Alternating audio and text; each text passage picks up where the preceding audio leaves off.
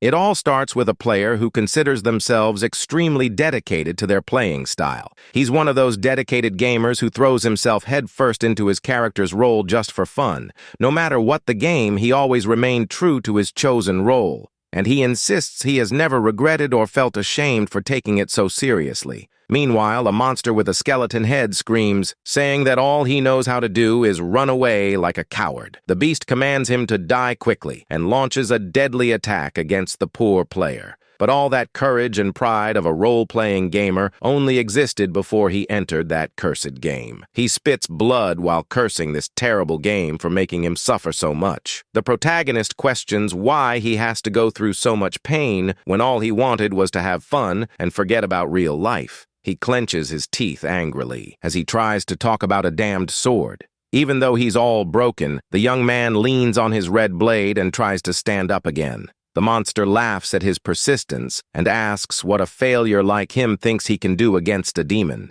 The demon asks if he really wants to die that badly, while the protagonist only murmurs what he truly wants. All he wants is to abandon this damn role-playing game. He shouts at the top of his lungs that he wants to go home. His scream transforms into an explosion of red energy as he repeats his wish to return. Suddenly, a loading screen appears confirming that the system has fully booted up and the connection is established. His real story began when his little sister ran away thinking their father had come home. The white dress she received for her birthday ended up stained with blood because of a terrible black blade. His older brother becomes desperate upon seeing the scene and shouts for the girl. But the brother, who was the captain of the knights himself, is beheaded soon after. The older sister tries to avenge them by attacking the murderer with all her fury. The protagonist wonders if he saw tears glistening in her eyes during that moment of pure despair. But even if there were tears, they were swallowed by the blood that gushed forth soon after. His mother holds him tightly and screams desperately for him. She tells the boy to run away immediately while holding a gun to try and protect him. The little boy cries, begging to fight, saying that he too is a knight, but she insists that he is the only one who needs to survive and escape from there. At that point, it seems his father also appeared to try and help, but ended up being defeated. After all that trauma, his memories are blurred, and the only certainty is that he picked up a sword and saw everything turn red. His vision went completely dark until he woke up alone in the middle of the forest under the moonlight. At that moment, the blade that had been embedded in his right arm simply began to dig under his skin. The boy tries to run desperately through the woods while feeling an unbearable pain. Exhausted and wounded, he finally collapses to the ground, too weak to continue. That's when a bizarre shadow appears behind him, praising the boy as a great vessel. The young man tries to back away in terror as that shadowy presence begins to touch him. The mysterious entity states with a macabre smile that he will be the perfect vessel. In their final moments of consciousness, a prayer is offered, asking for a soul capable of overcoming evil. Someone who is strong enough not to break in the face of darkness. A warrior who finally manages to defeat that terrible demon. A mysterious voice echoes, asking if he can hear it, startling the protagonist awake. He wakes up confused and realizes he's in the body of the same character who suffered the trauma. A grumpy coachman interrupts his thoughts by asking if he's going to get off the carriage at once. The protagonist realizes he is in the middle of a busy trading post called Tatara. When he suddenly gets up, he ends up giving the poor worker quite a fright. Without saying a single word, the young man simply turns around and begins to walk away. The man watches him leave, finding that boy with the eye patch to be an extremely strange fellow. But inside, our protagonist is vibrating with joy because the immersion in that game is simply fantastic. He finds it incredible how even the extras look like real people, and the tutorial perfectly recounts his past. The boy gets so excited he almost dances in the street, but wonders if he'll be able to maintain the character's posture. It all begins in Legend of Heroes, an amazing game that has just been released, where the tutorial area is called Tatara Trading Post. This game is a virtual reality version of a legendary classic that unfortunately went bankrupt many years ago. The protagonist was one of those passionate fans who waited an eternity for this release. He's an extremely dedicated player, and he's already starting to play his part by grumbling that his eyes hurt. He tries to defend himself by saying he only wanted to test a dramatic line because he's not a silly teenager. The young man then proudly decides to show us the concept art he created for his character. The class he chose is Demon Knight, one of the most stylish in the game. The main concept is that the very monster that destroyed his family now inhabits his arm, threatening to possess him. If the demon takes control of your body, everyone around you will end up dying tragically. And the worst part is knowing that they would die in the worst possible way, by the protagonist's own hands, under the control of the beast. Because of this constant fear, he decides to keep his distance from everyone and hides his loneliness behind a cold demeanor. All this dramatic story is just the incredible concept he created for the game. Even though he spent a good amount of money on cosmetics to achieve a flawless look, he assures that every penny was worth it. After celebrating the look for so long, the young man decides that the time has finally come to truly get into character. However, he gets a little lost when he realizes that no mission windows have appeared on his screen yet. Without a mini-map or clear directions, he begins to think he needs to wait for some in-game character to come to him. And wouldn't you know it, his theory was right, because a young man approaches him asking if he is the famous Demon Knight. The protagonist simply stares at the boy with a deep and mysterious gaze. Since no response options appeared on the screen, our hero simply replies with a few words confirming his identity. He assumes an imposing posture and orders the young man to lead the way. His cold voice ends up frightening the poor boy, who responds trembling with fear. The boy explains that he will take him to the Adventurers Guild and asks the warrior to accompany him. Noticing the boy's nervousness, the protagonist thinks to himself that he's actually a really cool guy. As the player walks around, they are amazed by the realism of the extras conversing so naturally. He reflects on how virtual reality gaming technology has evolved rapidly in creating such expressive robots. A short time later, the young guide announces that they have finally arrived at their destination. The boy enters the guild, proudly announcing that he has brought the adventurer they were expecting. The protagonist remains shocked by the details of the place, to the point of joking that the developer must have abducted aliens to program it. At that moment, a guild employee appears to greet him with open arms. The woman introduces herself with a big, friendly smile as Isren, one of the officers at the location. Isren compliments the young man's unique style and asks him to show his adventurer badge to proceed with the process. At that moment, a screen tip appears explaining how the inventory works for removing items from the bag. The protagonist is somewhat bothered because the floating window ended up blocking his view with the only eye he has available. Even though he found that mistake a bit amateurish, he overlooked it and looked for the item in his virtual shopping bag. He hands over his identification tag, and the attendant confirms that everything is correct with his registration. Isren asks if he can explain the details of the urgent mission, receiving a nod from the warrior.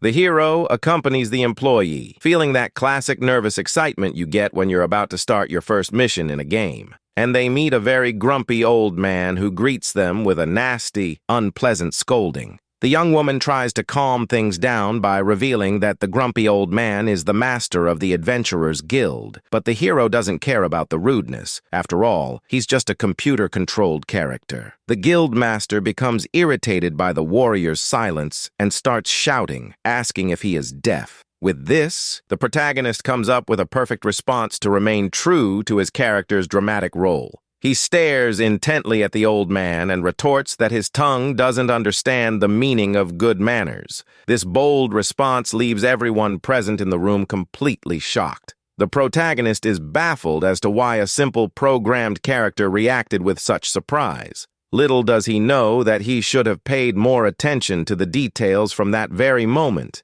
He remains intrigued to see the old master recoiling with such a realistic expression of astonishment. The old man challenges him to keep up that tough guy act when he learns the seriousness of the mission's details. The attendant is amazed by his courage in accepting the job without even asking what it was before. But inside, he's jumping for joy, since a role-playing fanatic like him simply loves seeing such realistic reactions from the NPCs. The attendant trembles with nervousness at the protagonist's intimidating tone and decides to start talking. He stays true to life and menacingly asks if she really thinks those monsters are a danger to him. The boy adds with a grim look, calling those threats mere insects. The guide decides to intervene before the situation worsens and suggests they start detailing the mission right away. The man explains that they sent workers into the sewers to fix a problem, but none of them returned. To make matters worse, the search team discovered that a nest of demons had taken up residence deep within the site. Since it's unlikely the workers are alive, the hero's goal is to clean the nest and recover their belongings.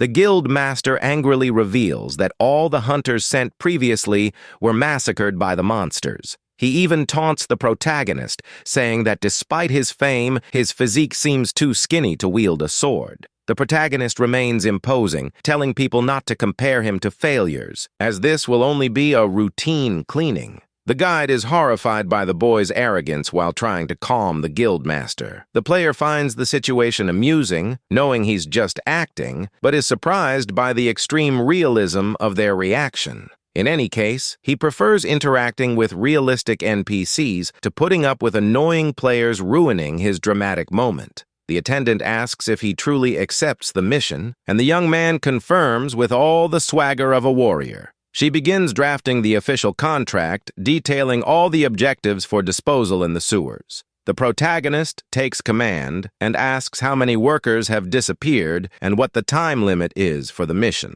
The girl replies that he will have a month, leaving the player intrigued by the fact that he hasn't seen any mission screens appear yet. The hero discovers that the reward is enormous, but is somewhat indignant to learn that the guild will charge a service fee. Although it's just a mechanic of the game itself, it can't avoid that classic feeling of being ripped off. The attendant smiles happily, announcing that the document is ready and wishes him good luck on his journey. She asks the boy to sign the paper, and it is at that exact moment that the game's system is finally activated. The mission screen pops up in front of you, making you think the game's creators are completely crazy for requiring a real subscription. Despite the developer's craziness, our protagonist loves this insane level of fidelity to the smallest details. The guide informs him that he has already reserved an inn for the warrior to rest before heading into the sewers. He also hands out a paper map of the sewers, serving as a physical version of the traditional mini-map. The boy looks at the hero seriously and wishes that he will bring everyone back safely.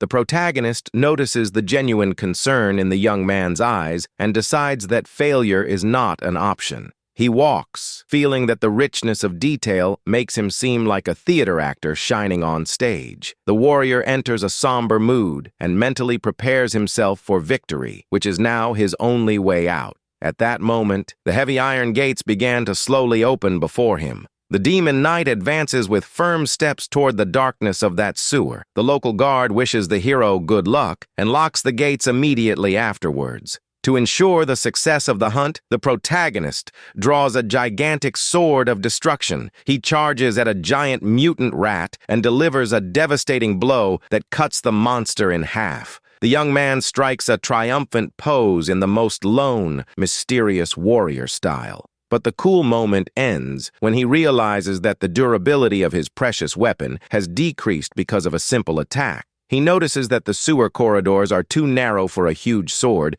and decides to exchange it for something more practical. He draws a standard longsword of excellent balance to facilitate his quick movements. With the right equipment in hand, our hero is finally ready to begin the hunt. Meanwhile, the guide outside comments with relief that the warrior is indeed terrifying up close. He watches the locked gate, hoping that the hero's strength will match his intimidating pose. Inside the deep tunnels, the hunter lets out a dramatic groan upon spotting his first enemies. He delivers a powerful cut to one of the demons and taunts the creatures, ordering them all to come at once. The boy executes a quick and precise sequence of light strikes that shatter the surrounding monsters. He advances imposingly over the pools of blood, leaving a trail of destruction in his wake. With a reddish and somber look, he vows to send all those pests back to hell. Another monster head rolls across the wet sewer floor after yet another fatal attack. The hero steps near the enemy's remains and grumbles disdainfully about how boring that fight was.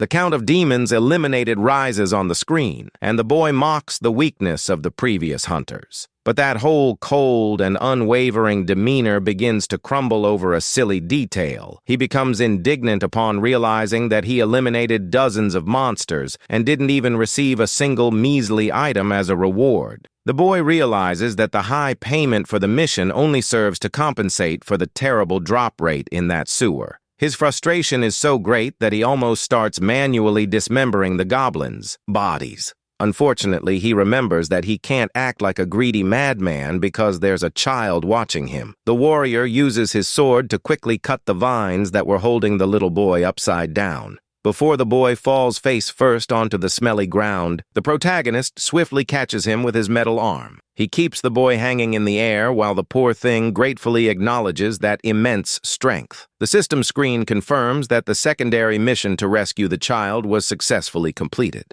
He reflects on his own character's dark past and is amazed that he hasn't gone insane yet. In any case, the boy is relieved to have managed to save that innocent life, unlike what happened in the past. The warrior decides that a true knight should show a gentler side in the presence of a frightened child. He gives up on petting the boy's head when he remembers that that demonic metal arm would scare anyone. The little orphan watches him with admiration in his eyes and asks if he is really a knight. The protagonist confirms this with pride and thinks to himself that he would never be rude to a poor child. He asks why the boy is there and hears that his mother went into the sewers to work and disappeared. The little boy cries, revealing that he went downstairs alone to look for her and apologizes for the trouble. Although heartbroken inside, the protagonist adopts a firm stance and says that it wasn't his responsibility. The boy lowers his head, sobbing with sadness over everything that has happened.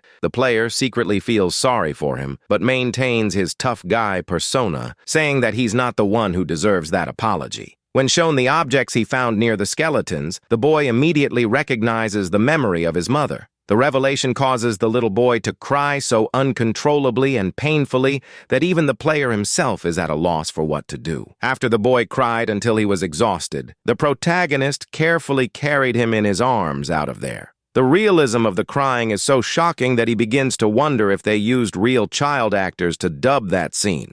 As he walks down the dark corridor, the young man feels immense relief knowing that all that tragedy is just a game. Suddenly, a warning appears on the screen, alerting viewers to the need to purify that area to prevent the monsters from reappearing. He reflects on whether things would have been different in the future if he had paid more attention to that message at that moment. Back at the guild, a guard rushes in, desperately shouting an emergency distress call. The messenger explains that a smoke flare from the merchant guild was spotted on the outskirts of the village. To make matters worse, the red smoke indicates that there are already several confirmed victims at the site of the attack. The scene cuts to show a blood-stained forest with several travelers' bodies lying on the ground. One of the survivors faces the horror before him with an expression of pure despair and agony. Hidden behind a tree, a trembling young man watches the entire massacre unfold, powerless to do anything. He desperately covers his mouth, trying not to make any noise, while listening to the creature's footsteps.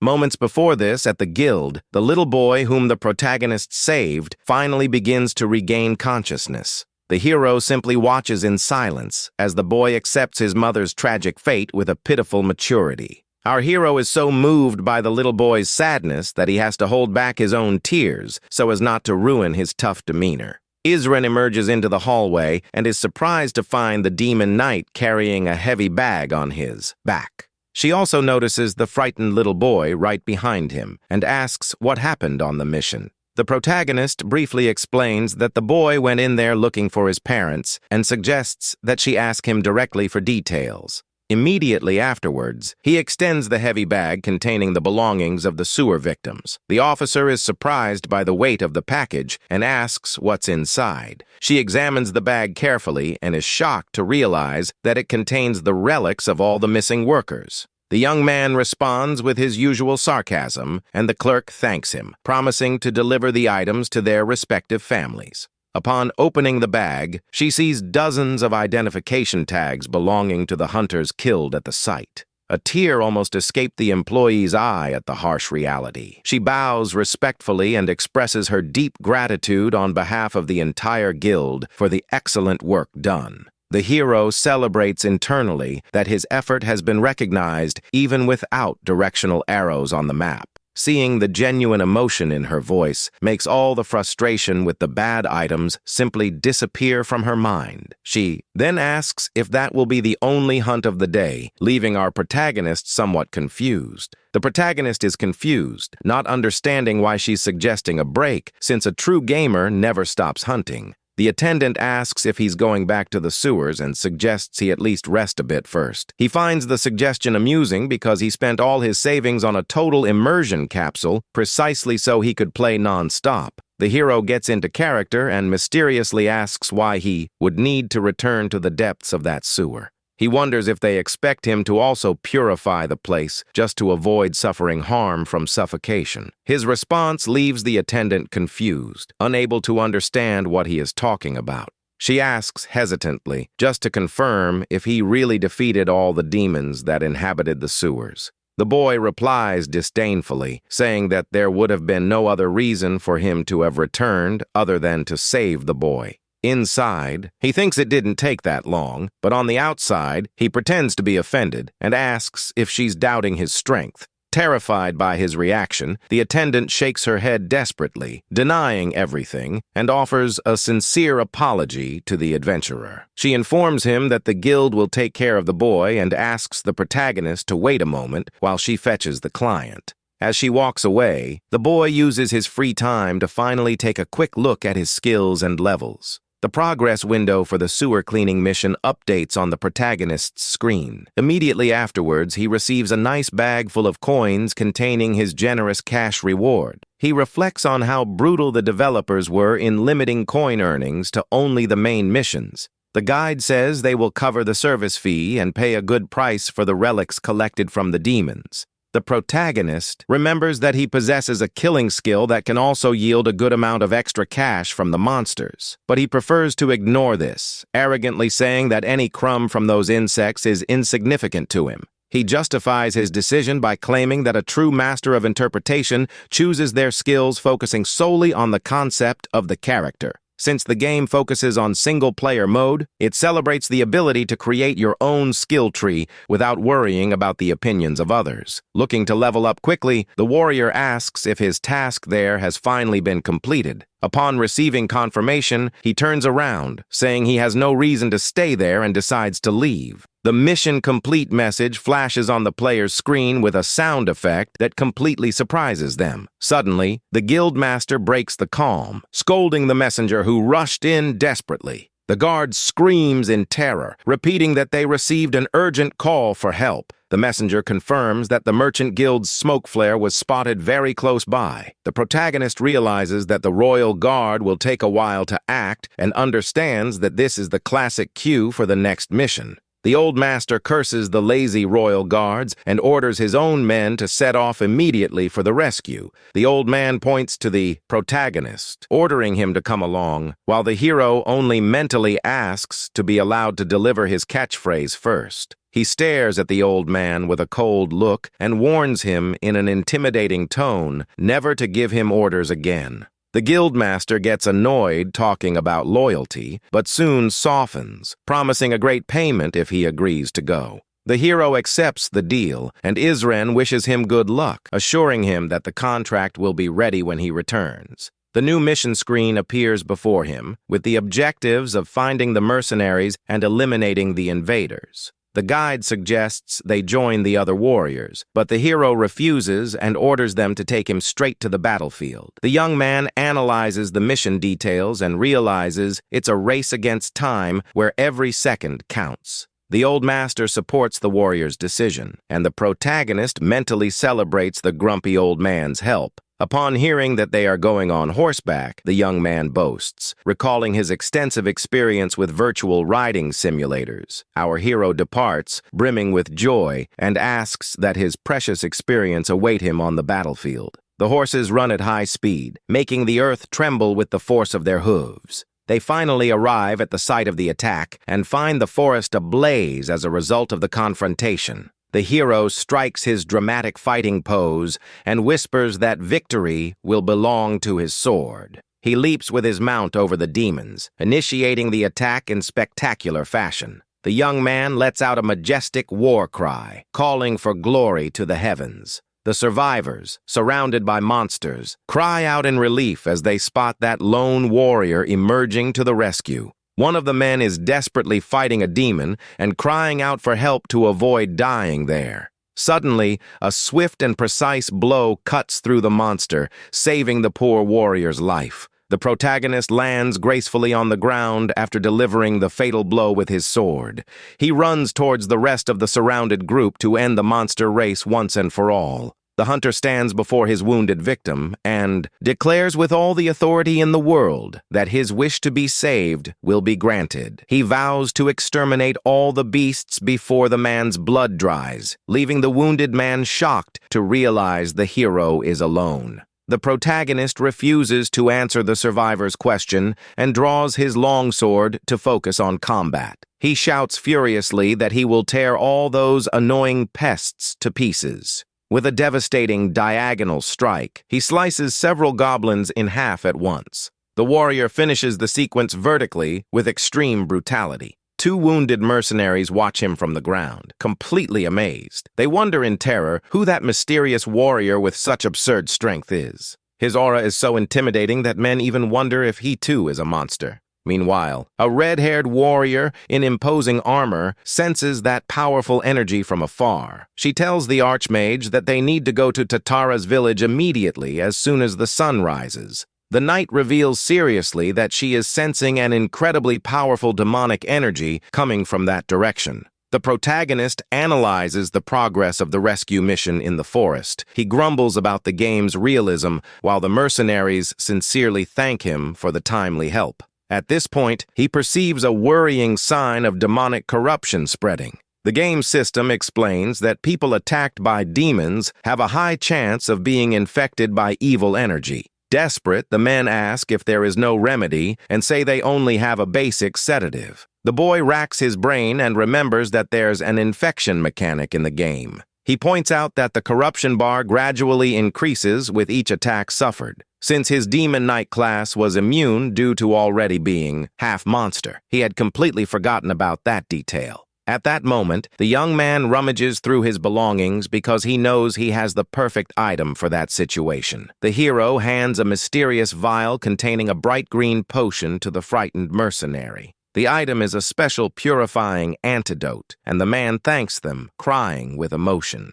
The boy throws more bandages and sedatives, ordering them to quickly take care of all the wounded. While the warriors gather their medicine, the hero understands why he received so many supplies at the beginning. The number of survivors drops slightly on screen, putting the protagonist on alert. He hears the sound of galloping hooves approaching rapidly down the road. The mercenaries shout in relief upon seeing that reinforcements have finally arrived to help. The rescue mission is successfully completed, and the hero breathes a sigh of relief. Suddenly, a new mission arises, asking him to collect the bodies of the victims. He is upset to learn that he will have to do the cleaning work himself. The young man grumbles, thinking that carrying bodies will end up ruining his stylish pose.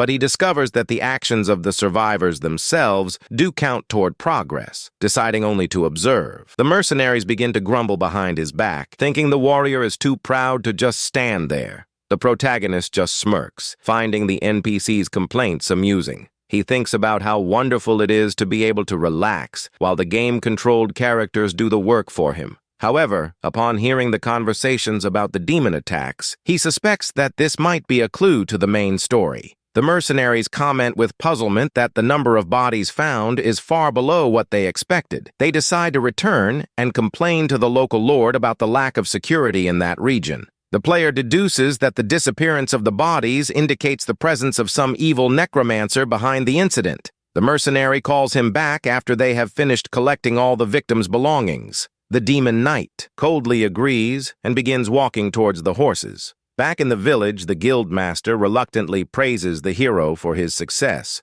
The young man tells him only to ensure that the payment is equivalent to his great effort. The old man becomes irritated by the audacity and calls the hero's attention when he makes a move to leave. He slams his staff forcefully on the ground, demanding that the adventurer listen to him. The old master reveals that he would like to hire him immediately for a new job. The boy tells him to speak while the guide tries to warn the master about the dangers of that hiring. The old man retorted, saying that it was just another urgent extermination of demons. The attendant explains that the location is the Northwest Forest and mentions that the area had already been given to another group. The old man shouts furiously, saying that he hasn't received any news of success from that previous team. He states that he will not wait any longer and orders the protagonist to leave immediately to resolve the situation. The protagonist finds the old man's temperament amusing and asks if his only goal is to eliminate the demons from that northwestern forest.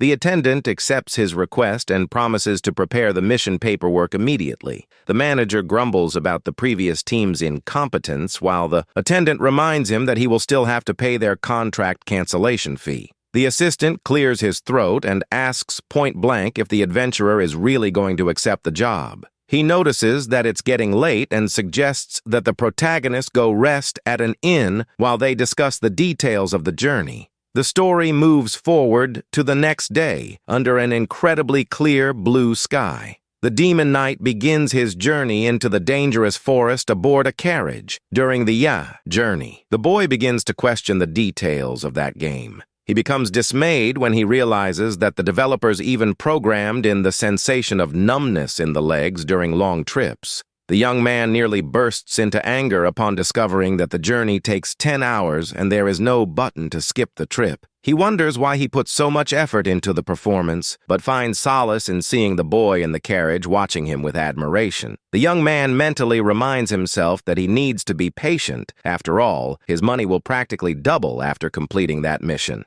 Earlier that morning, they had finalized the formal contract with the guide, asking him to act as quickly as possible. The hero focuses on what really matters and asks about the reward, discovering that it is worth 700,000 coins. Despite being internally shocked by the large sum, he maintains a firm and cold demeanor, asking if there is anything else. The contractor offers an additional 200,000 coins if he manages to completely exterminate the threat from the forest. The protagonist is surprised to notice that his negotiation skills have leveled up, even though he hasn't done anything to bargain. He tries to understand if that's just a mandatory event in the game's story, or if it's possible to freely negotiate values. Mistaking the hero's silence for dissatisfaction, the man despairs and offers another 300,000 bonus coins. The young man inwardly celebrates, considering himself a master negotiator, and accepts the job, ordering the carriage to be prepared. He decides to leave at that very moment, surprising the client with his haste in starting the mission. The demon knight delivers his catchphrase, saying he has no time to lose while there's a demon on the loose. The carriage continues its journey along the dirt roads towards the site of the confrontation. Inside, the player is laughing hysterically, imagining all the fortune in gold bars they'll accumulate with this mission. The young assistant strikes up a conversation and shyly asks if he is truly an adventurer. True to his dramatic role as a brooding hunter, the protagonist simply replies that he is not an adventurer. The boy is somewhat embarrassed by the curt reply, and the hero wonders if he ended up being too rude to the boy. He tries to defuse the situation by saying that he does a similar job and asks if there's anything the boy wants to know. The boy excitedly asks if he's ever seen the ocean, leaving the player charmed by the NPC's adorable reaction. He responds poetically, saying that the sea is blue like the boy's eyes and full of waves that resemble his hair. The carriage continues its journey peacefully through the forest, while the young assistant marvels at the hero's response. Little did our warrior know what kind of incredible person he was about to meet in that place. Suddenly, a violent crash of colliding metal echoes through the surrounding forest. An angry voice shouts, accusing someone of having become human and dared to betray their creator. This refers to the red-haired warrior who swears to execute the traitor in the name of divinity. The protagonist advances with firm and cautious steps through the reddish leaves of the dense forest. He focuses his sharp vision, trying to identify the source of that fighting noise. At that moment, its detection ability is activated to track any nearby hostile presence. The boy smiles confidently as he notices how much easier that special ability makes his search for the monster. The game system issues a red alert warning that the hostile target is less than 10 meters away. The hero comes face to face with the imposing armored warrior right in his path. She advances, delivering a devastating blow in the name of her divinity.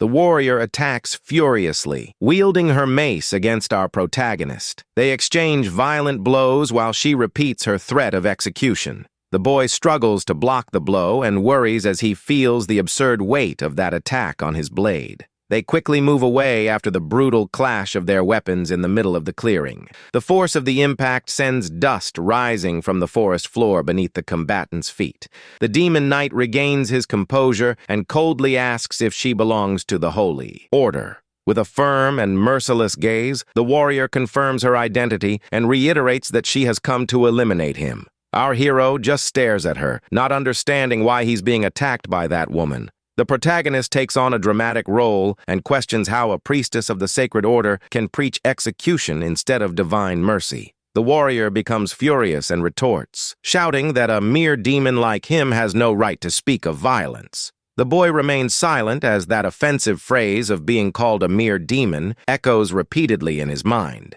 He points to himself, completely shocked by the woman's audacity in calling him that. The boy tries to figure out if this is an event from the game and is intrigued, not knowing why she considers him a demon. That's when the demon sealed in his arm makes a cute little noise, reminding the boy of his true nature. The protagonist realizes that he actually has a portion of a monster attached to his body, but instead of worrying, he realizes that this is the perfect opportunity to build his character's reputation. Ultimately, the concept of his class involves hating demons while carrying the curse itself in his metal arm. The young man takes the opportunity to shout imposingly, telling the fanatic never to dare call him a demon again. He raises his long sword, declaring that he will bring victory to his blade and glory to the heavens. The warrior grows even more enraged and shouts, asking how a renegade who has given himself over to evil dares to imitate a knight. She leaps with all her might, unleashing an aerial attack and forcing the boy to accept his judgment. The protagonist mentally acknowledges that she is right about him being merely an imitator, as he was never knighted. With a swift movement, he easily dodges the warrior's heavy attack. He decides not to fight honorably and hides in the shadows, leaving the girl furious with his cowardice. The boy activates his special ability, which coats the weapon with energy to deliver a powerful blow. He unleashes all his pent-up energy and shouts the name of his devastating attack against his opponent. The warrior hastily protects herself, using her immense shield to contain the impact of the explosion.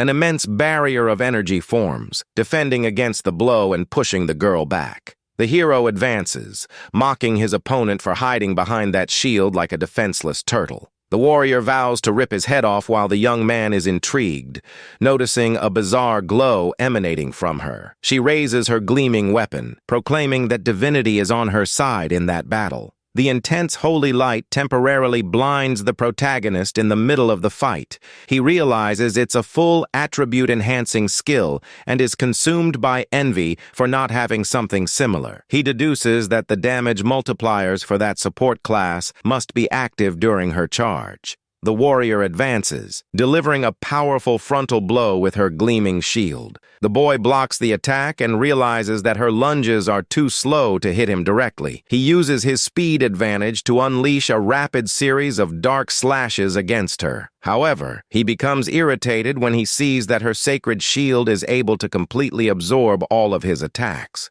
The protagonist clicks his tongue, demonstrating his great dissatisfaction with that impenetrable barrier. Realizing that breaking through the shield head-on is impossible, he leaps back to devise a new strategy. The warrior runs towards him, challenging him to face her if he is not ashamed of his actions. He accepts the challenge, shouting that he will do exactly that, and clashes his red blade against hers. The impact makes the girl groan in pain as she feels the force of the boy's counterattack. With remarkable agility, the protagonist steps onto her shield to use it as leverage. He leaps into the moonlight, taking advantage of her armor's slow movement to leave her completely vulnerable. On air, he prepares the coup de grace, declaring that this will be the end of the fanatic. The warrior descends, delivering a devastating vertical slash enveloped in crimson smoke. The warrior tries her hardest to contain that devastating impact with her weapon. The boy uses his superior agility to spin in the air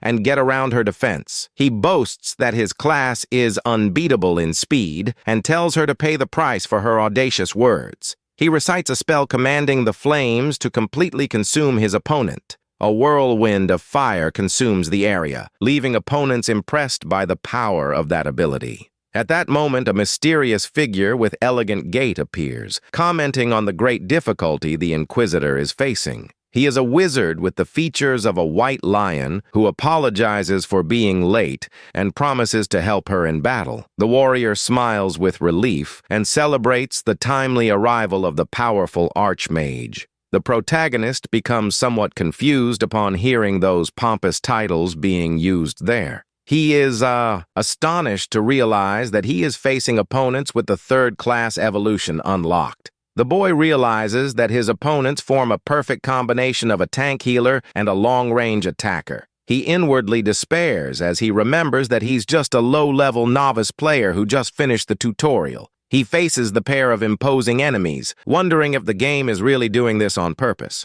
The boy is outraged by the sheer injustice of putting a beginner up against such overpowered bosses. To him, that fight seems like the equivalent of throwing an egg at a gigantic mountain. He complains that he's going to end up being beaten to death without even having the option to mute the physical pain in the game. But his greatest fear is not the pain, but rather the terrible penalty of dying so early in his journey. Suddenly, a brilliant idea pops into his mind, and he begins to suspect that the whole situation is intentional. He deduces that death might just be a tutorial system to eventually unlock the game's upgrade options. The young man happily concludes that the creators did all that just to test his resilience and decides that he can die in peace. Since the ultimate destination is indeed death, he decides that at least he won't cowardly retreat. He visualizes himself saying everything he wants and ensuring a triumphant farewell in the best possible style. The hunter taunts the lion archmage, saying his title of sage must be a thing of the past, given his history of threatening travelers.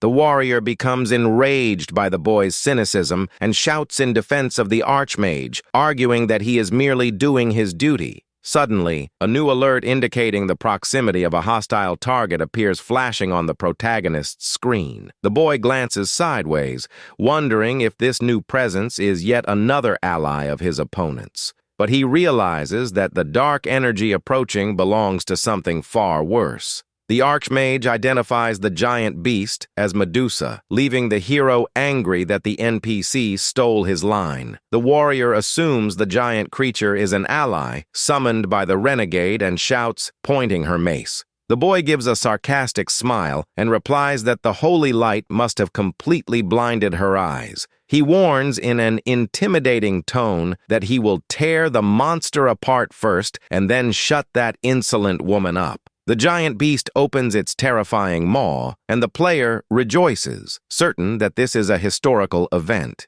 He smiles in relief, praising the developers and mentally thanking the monsters for arriving at the exact right time. With a maniacal look, the hunter brandishes his weapon and vows to bring death to those crawling creatures. The warrior charges furiously against the snakes while the archmage tries to warn her to wait. The wise lion observes the protagonist attentively and begins to suspect the human's true identity. The boy dodges the attacks, knowing that the creature's true form is a small, hidden red snake. As a hurried Korean player, he finds it extremely annoying to have to wait for the group to spread out to find the target. He relies on the extreme realism of the game to deduce that the location of the actual body should be obvious. The warrior delivers a precise blow right into the middle of that swarm of snakes. He tears the creature apart with surgical precision, causing a huge amount of blood to gush out. The hunter aims precisely at the vital point where the heart of that monstrosity would be.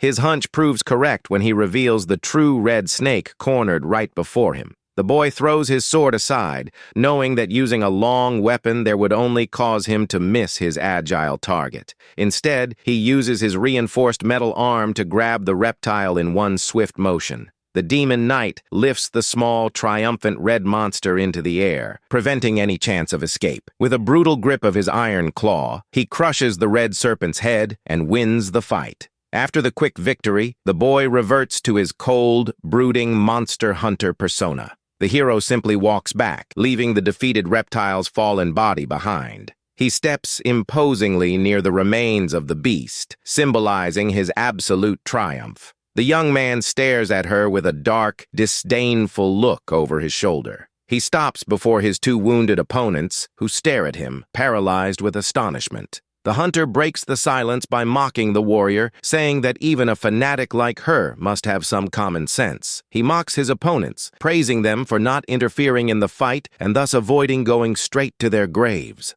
With a chilling look, the boy asks if he should tear her mouth open as punishment for her audacity. The lion archmage quickly intervenes, offering sincere apologies and imploring the hero to listen to his explanations. The wise man explains to the confused warrior that the one-eyed boy is definitely not an ally of darkness. The inquisitor is shocked, unable to understand how he can use evil powers without being a servant of demons.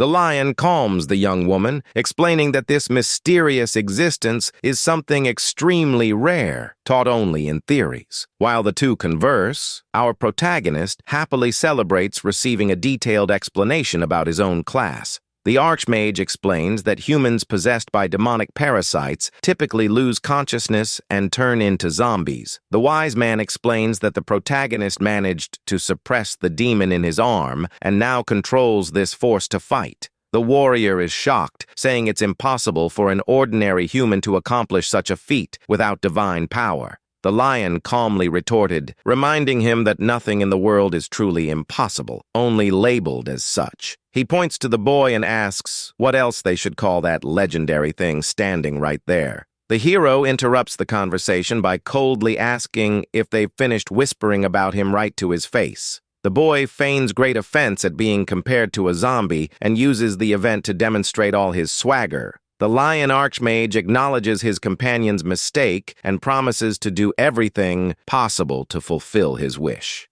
The hero mocks the promise, cruelly asking if they would cut out their own tongues if he made such a request. Faced with their startled silence, the boy says that if they can't even do that, they should keep their pathetic excuses to themselves. He claims he would love to hang their jaws on the village gates, but that would make him just like the demons themselves. The demon knight sheathes his sword and simply orders the two to disappear from his sight. Inside, he's bursting with excitement seeing how well the game's artificial intelligence interacts with him. The player mentally thanks the NPCs for reacting perfectly, leaving their character with an impeccable tough guy pose. Suddenly, the boy stops in his tracks, remembering that he almost forgot to take the snake's body with him. He bends down to pick up the dead reptile, but the warrior tells him to wait. The protagonist mentally begs the warrior not to interfere with the mission of a poor, novice player. The young woman earnestly asks him to listen to her words before leaving. Noticing her tone, the boy wonders if he is about to receive yet another new mission. The warrior adopts a formal stance and says that she also needs to sincerely apologize.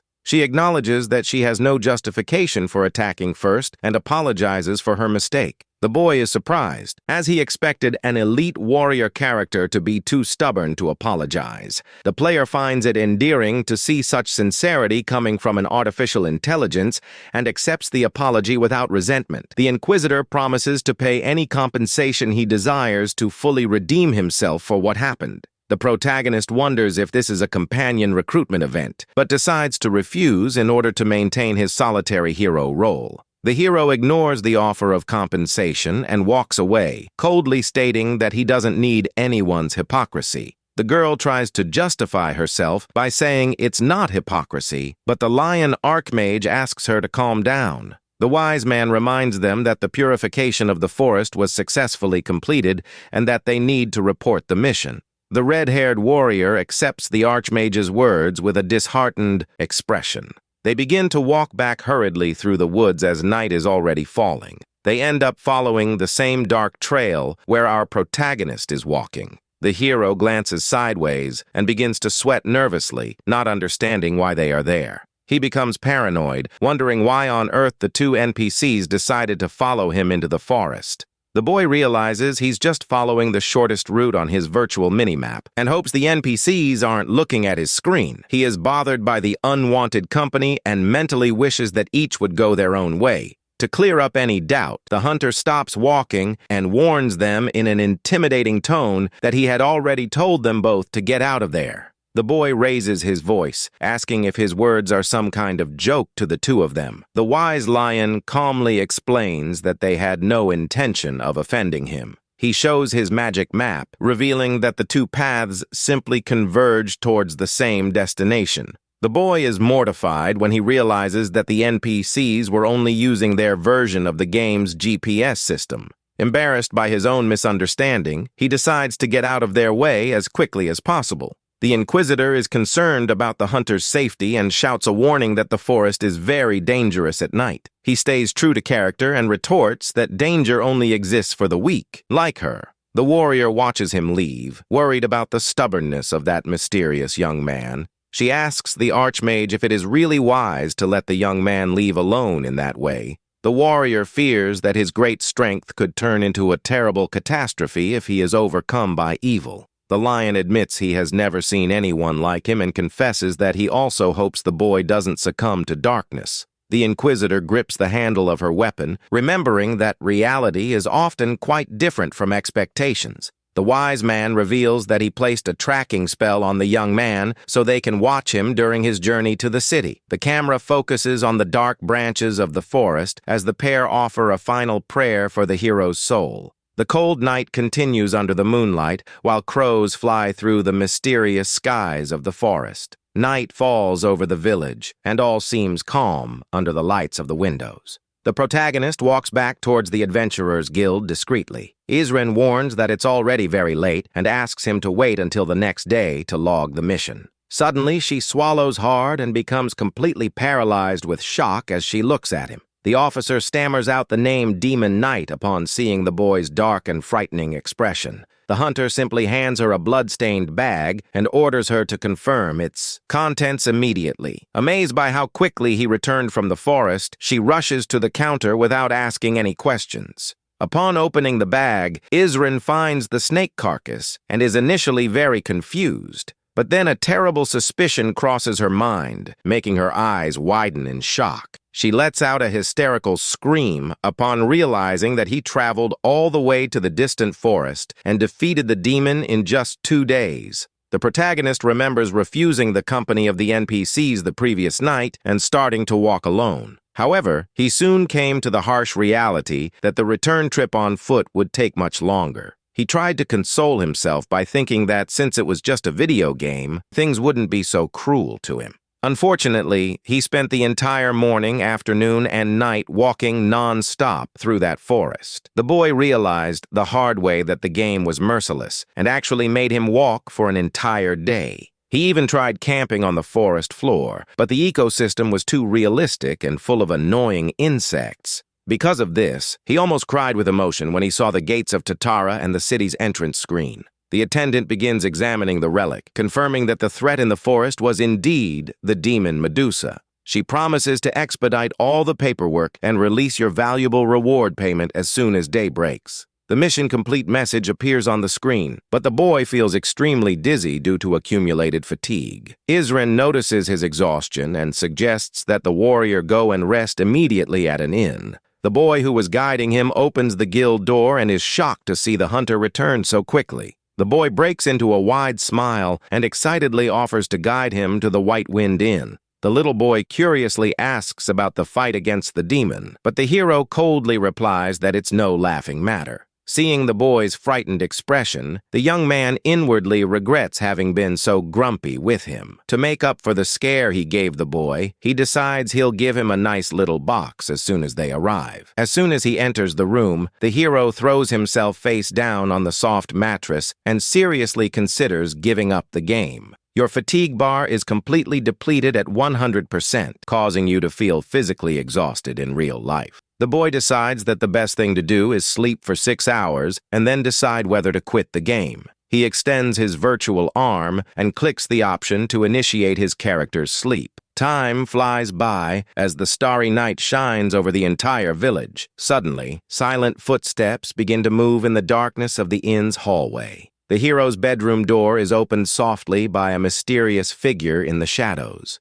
The invader firmly wields a heavy spiked mace with decidedly unfriendly intentions. A man raises his weapon in fury, preparing a deadly blow against the defenseless sleeping hero. The protagonist wakes up startled after receiving an urgent warning that an enemy is very close to him. He reacts quickly and uses his sword to block the brutal attack of an intruder in the darkness. The aggressor becomes irritated by the hero's defense, who also mentally complains about the unexpected situation. He questions the usefulness of his detection ability while forcefully pushing his opponent. The invader falls to the ground, shocked by the monstrous physical strength the young warrior has demonstrated. Without wasting any time, the protagonist delivers a quick and precise slash that strikes his opponent in the chest. The wounded intruder begs for his life, claiming he only wanted to steal the young man's bag of coins. The boy orders him to drop the weapon, but feels ridiculous for speaking like a police officer instead of a villain. The thief obeys immediately and lets his thorny staff fall heavily onto the wooden floor. The young man mocks the thief, saying that crushing skulls doesn't seem like the best way to get coins. But the criminal pulls out a hidden dagger and lunges forward, shouting that this is exactly how things work. The hero dodges the surprise attack with extreme ease, leaving the opponent completely frustrated. Then he lands a devastating blow that makes the enemy cough and completely lose his breath. The boy watches the thief lying unconscious on the ground and mocks the toy he tried to use to attack him. Even though he's tired, the young man refuses to be robbed by such a weak enemy and decides to resolve the situation. He drags the intruder's body out of the room, wondering what kind of strange event this is. He walks down the hallway, dragging the man to the reception desk where the receptionist is almost asleep. The woman wakes up startled and lets out a scream of panic upon seeing that bizarre scene right in front of her. The knight apologizes for the inconvenience and says in an intimidating tone that he just wants some peace and quiet. The attendant becomes completely desperate and starts screaming very loudly, leaving the young man quite confused. She accuses the young man of murder, but he counters by saying the man is merely unconscious on the ground. Suddenly, the game system issues a new red alert indicating that there is another threat very close by. A woman with red hair runs into the room and accuses the young man of killing the man there. She screams furiously, saying she knew very well that a sentient zombie could never be truly trusted. Without giving him time to explain, she lunges forward, delivering a powerful blow with her weapon against the young man. He recognizes the annoying character and wonders why she always appears at the worst possible times. The warrior prepares for combat while staring at his opponent with a cold and determined look. He admits that fighting this priest activates his total immersion mode and makes things fun. The young man recalls that the story of his knight contains specific words that infuriate him instantly. He realizes that the priest always activates all of his mental triggers during their conversations. The cleric shouts, ordering the demon to shut up, while the boy enjoys the perfect performance of the game. A golden light begins to emanate from the opponent's weapon, indicating that a powerful holy attack is coming. With a grim smile, the protagonist gets into character and states that the enemy is eager for death. His sword begins to glow with a purple energy as he warns the attendant to leave immediately. The hero charges forward at high speed, his corrupted blade unleashing devastating power in the hall. Suddenly, magical currents of blue light appear out of nowhere and bind the hero's body, preventing his advance. The boy recognizes a wizard's paralysis ability and realizes there's another powerful player nearby. A majestic figure in blue robes appears, pleading for calm to prevent the worst from happening in that place. To maintain the dramatic performance, the young man screams furiously, threatening to rip out the tongue of whoever paralyzed him. The cleric questions the wizard's decision, not understanding why he is being prevented from defeating the young demon. The dark energy of the sword begins to break the magical chains that bound the protagonist's body. With an explosion of purple power, the warrior completely breaks free from the spell, leaving everyone in shock. The opponent takes a step back, unable to believe the overwhelming strength displayed by the knight. An immense shockwave spreads through the hall, shattering everything around it with the impact of that power. The receptionist hides behind the wooden counter, trembling with fear at the destruction of the inn. The hero's sword continues to emanate intense purple flames and dark smoke, indicating extreme danger. The wizard and the cleric stare at the boy in the center of the purple mist, trying to comprehend the magnitude of his power. The opponent sweats profusely, unable to understand how such a powerful magical barrier could have been destroyed so easily. The protagonist maintains a dramatic silence, staring at his adversaries with extreme seriousness. Inside, he's also very confused by how easily he managed to break that powerful spell. He recalls that in the original game, the paralysis ability was considered too overpowered by PvP players. The wise lion asks both sides to remain calm and suggests that it's all just another big misunderstanding. But the indignant clergyman demands explanations, stating that he witnessed the crime with his own eyes. The wizard reprimands his partner, asking if his hatred of evil has completely blinded him. He instructs the clergyman to look around carefully to understand the true situation at that moment. The cleric looks down and sees the thief crawling on the ground in fear, calling the hero a monster. Completely shocked and with a comical grimace, the clergyman realizes that the criminal is still alive and breathing.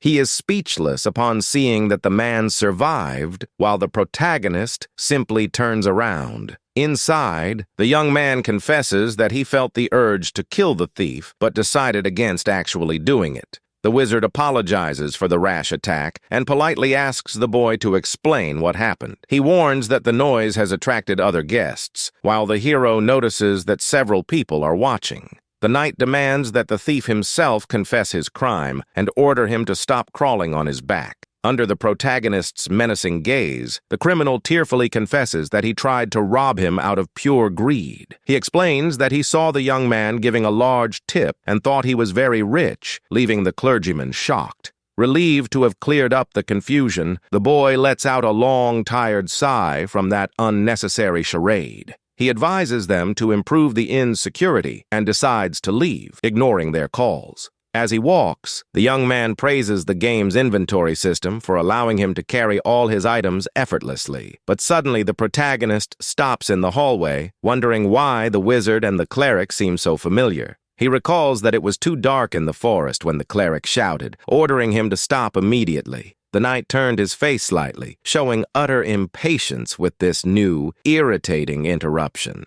The red-haired cleric appears in the doorway, holding his metal weapon with a determined posture. Looking more closely at the clergyman's features, the protagonist begins to notice important details. He recognizes his opponent's bright red hair, styled in the infamous classic cut that attracts tragedies in the game. The boy focuses on his opponent's bright green eyes and finally puts all the pieces of the puzzle together. He realizes that the cleric is actually one of the official playable characters from the Legend of Heroes. The wise magician advises the partner to think very carefully about their words before starting a new conversation. The hero looks at the imposing figure of the wizard and realizes that he too is a legendary character from the game.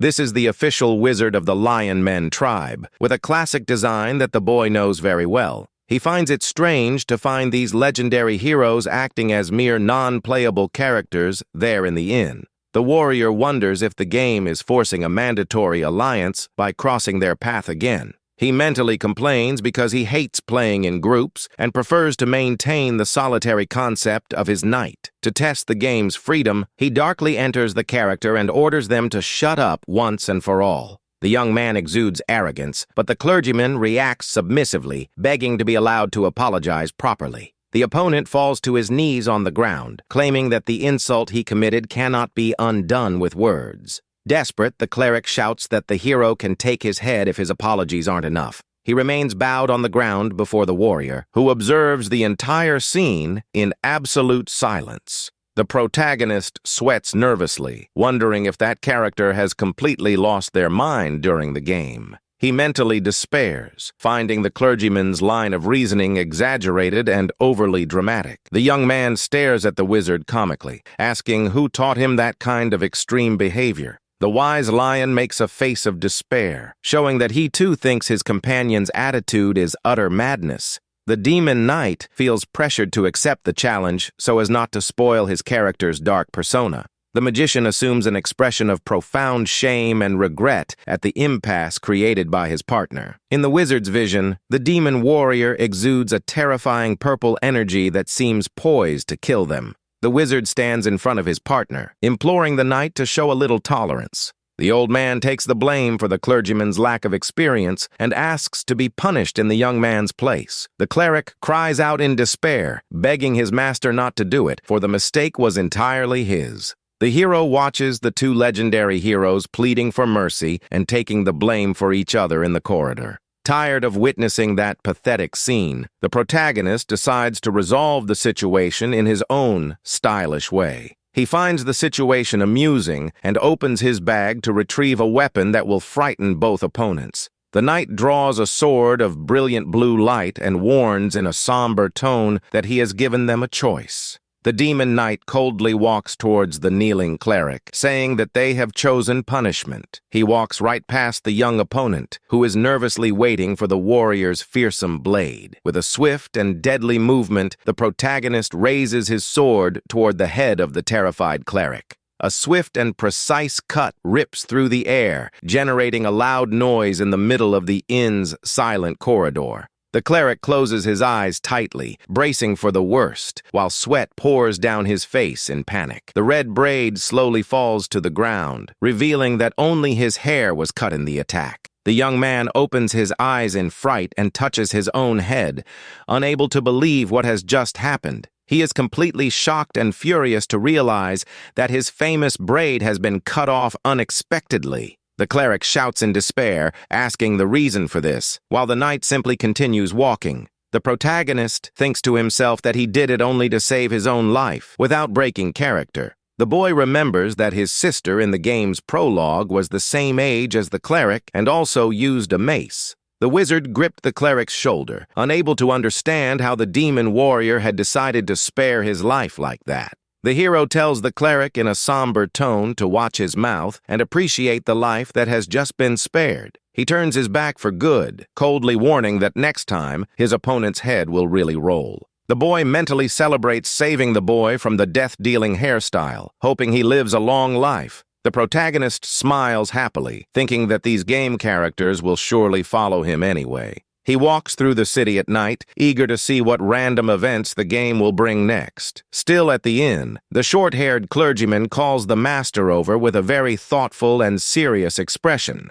The priest reminds the master of the theory that the man's body is possessed by a real demon. He concludes emotionally that the demon warrior must have suffered immense pain because of that curse. The young cleric clenches his fist tightly, thinking of the deep hatred the boy overcame to gain such strength. The wizard agrees and wonders how someone with so much power and reason to be furious could simply walk away. The wise old man explains with admiration that the demon warrior's attitude represents true tolerance. He claims that the boy's mental strength is so immense that it allowed him to subdue the terrible demon within his body. The young priest repeats the master's words, realizing the true value and strength of that heart. The boy humbly admits that he still has much to learn about life and the ways of the real world. The master tries to console him, saying that he has only just begun his journey and that from now on, everything will change. But suddenly, the cleric interrupts the master, shouting excitedly that he has just realized something very important. Holding his severed braid, he declares with determination that the group needs that warrior on their journey. His expression becomes radiant, filled with deep admiration for the hero he once considered a great enemy. The old man looks up at the sky and sighs, disheartened by the clergyman's new obsession and sudden change of mood. Far away, a window in the system warns the protagonist that only 2 days remain until the end of the total immersion.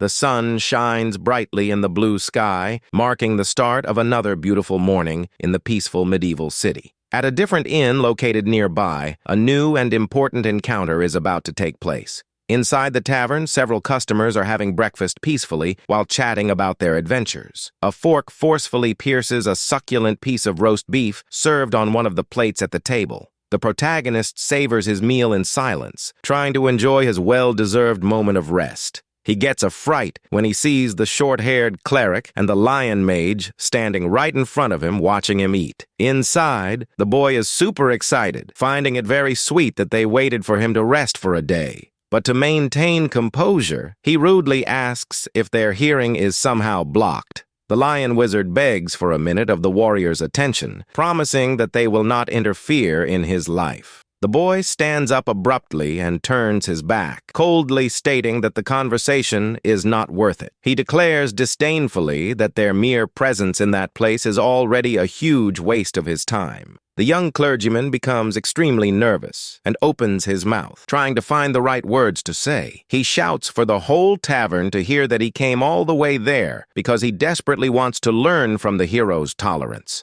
The boy turns completely red with embarrassment, but keeps his gaze fixed and determined in the direction of the young man. The protagonist is completely paralyzed and bewildered by that bizarre declaration in the middle of the room. He panics, wondering if the game has some kind of bug because he rejected the story so many times. The clergyman confesses repentant that he was always taught to be humble, but failed miserably at the first opportunity. He praises the hero, saying that even after receiving numerous insults, he demonstrated forgiveness and divine mercy. With an angelic expression, the boy shouts excitedly that he has finally seen the right path through the hero. The clergyman continues to apologize dramatically, leaving the protagonist completely speechless. The boy feels like he's been run over by the train of cuteness and fanaticism of that young character in the game. He gives in when he realizes that this clumsy, justice-focused clergyman is exactly his type. Inside, he feels the urge to stroke the clergyman's head, although outwardly he maintains a cold demeanor. The knight bites his lip, trying his hardest not to break his serious pose and the concept of his warrior. The cleric cowered in fear, thinking he had spoken nonsense again and disrespected the dark warrior once more. The protagonist is struck in the chest by an imaginary arrow of cuteness due to the boy's adorable behavior. He sighs deeply and says that if his goal was to ruin his mood, the boy made an interesting attempt. He remarks that it's rare to see someone seeking their own death in this way, and the wizard quickly urges him to remain calm. The warrior says that the only thing he shares with them is his blade, but is interrupted by the mage's cry. The lion wizard questions whether he would attack the group even if their objective was to defeat the fearsome demon lord. Upon hearing the mention of the demon lord, the protagonist grips the hilt of his sword with great seriousness. He adopts an extremely threatening expression and demands that they explain the real meaning of that story. The pair swallowed hard, feeling the immense pressure and tense atmosphere that had suddenly settled in the tavern. They both silently ponder the boy's terrifying reaction to the mention of the world's worst enemy. They deduce from his cold gaze that the demon warrior must hate demons more than anyone else. The pair fear being mercilessly torn apart if they try to lie or hide any important information from him now. Even trembling with fear, the cleric clenches his fist firmly, determined not to hesitate before the great warrior. The young man has a bright and focused gaze, knowing that his life exists solely to serve the greater good. He feels that if he tried to deceive the boy at that moment, he would deserve to die under the blade of that judgment. The protagonist, on the other hand, is thrilled to see that the main story has finally begun. He celebrates happily, feeling that the progress in the game and of his character today is simply incredible. The system details that the Inquisitor class is reserved for the most ruthless judges and hunters of the temple. They act as true field agents, tasked with carrying out God's will against the forces of evil. The wizard explains that despite being very young, the Inquisitor had a very strong reason for leaving the sacred temple. He reveals that everything happened because of a divine and mystical revelation that the boy received in his prayers. The cleric recounts that he received an important divine mission. His ultimate destiny is to defeat the demon king of the game. However, the divine message also warned that he would not be able to do it alone and that he would need allies. For this reason, he first joined forces with the arcane mage, so that together they could seek out strong warriors for the journey. The lion wizard concludes that this was the real reason they returned to find the protagonist today. The cleric whispers worriedly to the master while the demon warrior merely grinds his teeth in pure excitement. Inside, the boy finds it hilarious that the clergyman was so easily fooled by comparing the boy to a cupcake. but he soon questions the rules of the game, since the real player is the one who should have received the revelation. He fears that the new, updated version of the game has completely shifted the focus of the main story to the cleric. The Lion Wizard gestures for the boy to remain calm and attempts to formally begin his recruitment request right there at the table. He invites the knight to join the Demon King's subjugation force as the system emits a new sound. A large golden screen appears on the system screen, confirming that this is officially the main mission of the game. The Lion Wizard reveals that he researched the boy and discovered that he is a very famous mercenary who hunts demons. He opens his bright blue eyes and vows that eliminating the demon lord will end evil across the entire continent. The protagonist accepts the challenge, realizing that the young, short-haired cleric is the true hero of that mission. The red-haired cleric suggests that he accompany them to the sacred temple to prove the veracity of the mission. The boy assures that the local priests will confirm that he truly is the hero chosen by his deity. The pair anxiously await the final answer from the demon warrior, who remains standing with his back to their table. The boy slowly turns his face away, adopting a frighteningly dark and intimidating tone of voice directed at the pair. He coldly warns that it's best if all those words spoken by the group are the absolute truth from now on. The game screen notifies that the two legendary heroes have been recruited, and the cleric celebrates with a radiant smile. The protagonist accepts the main mission and prepares to begin the great journey alongside his new companions. A short time later, the group's carriage sped off, crossing the cobblestone streets of the bustling city. He recalls that they left Tatara's trading post shortly after finalizing the subjugation mission contract. The innkeeper pleaded for help, and other characters offered rewards, leading to small side quests. But the boy ignored all secondary requests to maintain his exclusive focus on the progress of the main story. However, he soon notices something very strange happening inside the vehicle as they travel down the road. He notices that the red-haired cleric keeps staring at him with a bright look and a very cute smile. The young man feels quite uncomfortable when he realizes that the boy is admiring his dark appearance incessantly. The hero recalls that he only treated the boy badly and insulted him the entire time they were together at the inn. He figured that if there were an affinity system, the level of friendship between the two would be at rock bottom.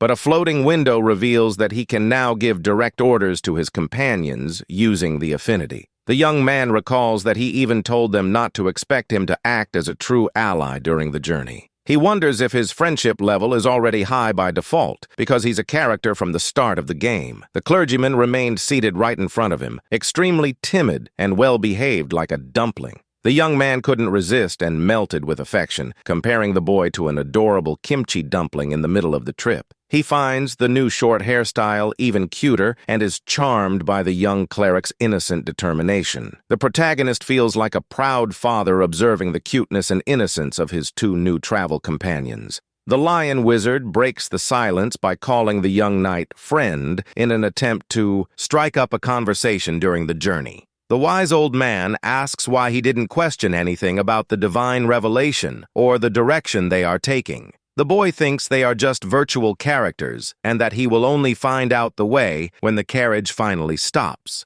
But maintaining his sinister persona, he warns that if the story is a lie, he will eliminate them both without a second thought. He intimidatingly demands that they tell him everything he needs to know about the dangers of the mission in advance. The Lion Wizard gives a friendly laugh and comments that the warrior's harsh words almost seem like a sign of great confidence. He deduces that the protagonist simply doesn't care about these small details and decides to explain the temple's mission. The elderly man explains that they are heading towards a sacred temple that has requested urgent help to purify the region. The clergyman adds that as servants of God, the group's duty is to reach out and save people who are suffering. The hero interrupts the sermon, coldly stating that he doesn't care about their sentimental or religious motives. The knight focuses on the combat, asking what type of demon they will face and what the estimated number of targets is. The cleric admits they know nothing, and the demon warrior rudely calls them completely incompetent.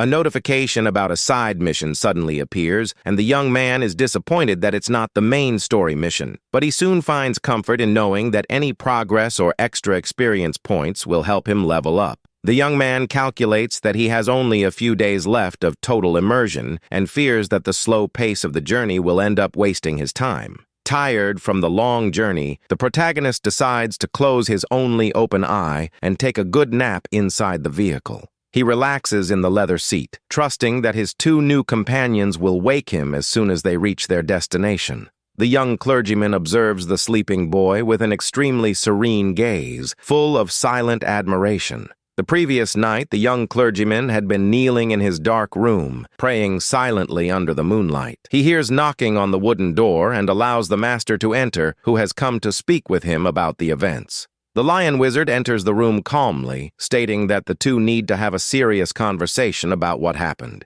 He warns that offering one's own life in such a thoughtless way has very serious consequences for their journey. The wise old man questions whether the young man truly understands the immense importance and weight of his divine mission in the world. Regretful, the boy confesses that he acted impulsively and irresponsibly by trying to sacrifice himself without thinking first. But he reflects that he almost ended up taking the life of an innocent man because of his blind and hasty judgment. He recalls the sacred commandment that teaches that blind justice is nothing more than disguised violence, full of dangers. The lion wizard listens in silence, recognizing the sacred scriptures that the young cleric tries to follow with such devotion. The young clergyman clenched his trembling hands, thinking of how many innocent lives he might have destroyed in his ignorance. He lowers his head, feeling unworthy of being considered the hero chosen by the deity after committing such a mistake. The boy looks at the severed braid on the ground and gives thanks for the chance at redemption that the dark hero granted him.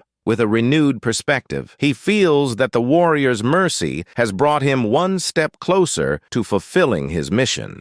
The young man begins to see the mysterious protagonist as a true divine messenger, worthy of utmost respect. He even begins to wonder if the demon knight might actually be a powerful apostle sent to guide his steps. The cleric joins his hands and offers a heartfelt prayer, wishing the hero a peaceful and blessed night's sleep. The following morning, the group's carriage continues its journey, crossing beautiful sunny landscapes towards the next temple. They finally arrive at a small stone village surrounded by trees as night begins to fall again. The protagonist gets out of the vehicle extremely annoyed upon realizing that the trip took 3 whole days in the game. He curses the game for making him waste so much of his subscription money on hours of pointless travel on the road. Determined not to waste any more time, the boy prepares to solve the new side mission as quickly as possible. The clergyman agrees with the unexpected delay and suggests they go straight to speak with the local bishop without wasting a second. But he is startled to see that the impatient demon warrior is already marching ahead of everyone towards the temple. The boy runs quickly to try and catch up with the protagonist's long strides, shouting for him to wait. The lion wizard walks calmly behind, grumbling that it's very difficult for an old man to keep up with this pace. However, the wise master paused for a moment, feeling a terrible and inexplicable bad premonition about the place. Several black crows fly in fright across the dark night sky, indicating that imminent danger awaits the adventurers. The carriage is left behind as the imposing stone structure of the sacred temple stands out under the light of the full moon. A short time later, the group finally crosses the entrance gates and enters the inner chambers of the great temple. The wizard's bad premonition comes true when the protagonist is unexpectedly surrounded by several sharp weapons. The holy guards point their spears, accusing the demon knight of being a terrible invading creature of darkness. Several hurried footsteps echoed through the stone hall as the soldiers prepared to attack the unjust hero.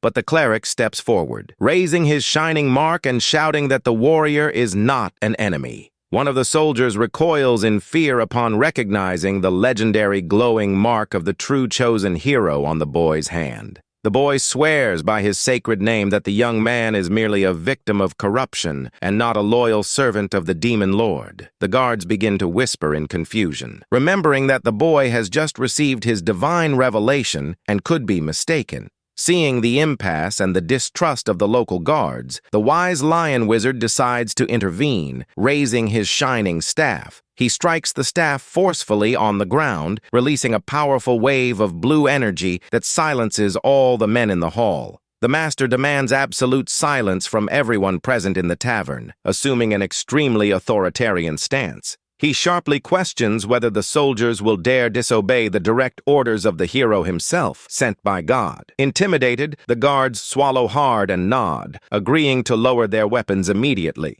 The soldiers lower their spears and swords, declaring absolute respect for the will of their deity's envoy. The group leader apologizes and offers to guide the visitors towards the interior of the sacred temple. The wizard asks the hero for patience, but the protagonist coldly warns that if they had attacked, they would already be dead. Inside, the boy finds it wonderful to see the non-playable characters resolving the story's problems for him. He walks proudly, finding it very amusing to see how the guards now tread on eggshells around their fearsome warrior. But putting the jokes aside, the boy focuses his attention on the surroundings, noticing the heavy atmosphere of the place. He admits to feeling extreme physical exhaustion due to the exaggerated and flawless realism of that game's simulation. The knight plans to obtain the necessary information from the bishop as quickly as possible so he can leave. The group moves through the imposing and silent corridor of the sacred temple, softly illuminated by the light from the windows.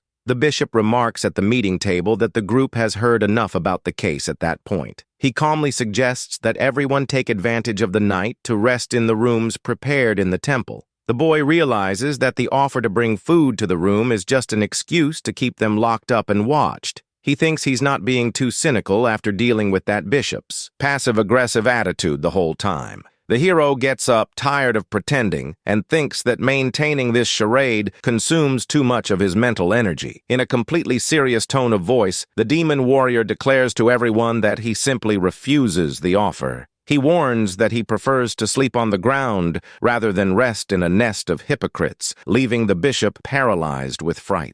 A mission notification pops up, warning him that he needs to track down and hunt the demon hiding in the village. His companions are shocked as the protagonist simply starts walking towards the exit. The red-haired inquisitor runs desperately after him, begging him to wait a moment. The young man desperately tries to grab the hero's arm to prevent him from leaving alone at night. But the warrior breaks free from the grip abruptly, generating an impact that immediately pushes the boy away. With a deadly cold gaze, the knight intimidatingly orders that no one touch him. The inquisitor recoils, sad and frightened, stammering, apologizing in the face of the warrior's firm rejection. The wise old man places his hand on the cleric's shoulder and calmly asks where the warrior is going now. The boy replies that the question is obvious because he will hunt down and eliminate the demon that is plaguing the region. Inside, he's celebrating, thinking about skipping the main mission to save time on his journey in the game. Determined, the young red-haired cleric bows and declares that he will accompany the hero on the hunt.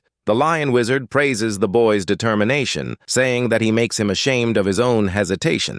The wise man decides to accompany the two on their journey, leaving the young inquisitor extremely happy and motivated. The bishop watches everything in horror and without reaction as the group of heroes retreats from the main hall of the temple. The lion wizard mockingly thanks the bishop for the reception before crossing the exit gates of that place. He adds that the demon warrior is not the type to rest when there is a terrible enemy nearby. The pair run towards the hero, shouting for him to wait because they are going to face the great danger together. Outside, a black raven observes everything, perched silently on the illuminated window of the stone temple. Several crows fly frightened through the skies as the group moves away from the imposing building under the full moon. The cawing of crows echoes somberly in the dark forest, illuminated by the mysterious glow of the night. The protagonist realizes that the group will remain united in the mission, no matter what, and gives up on running away from them.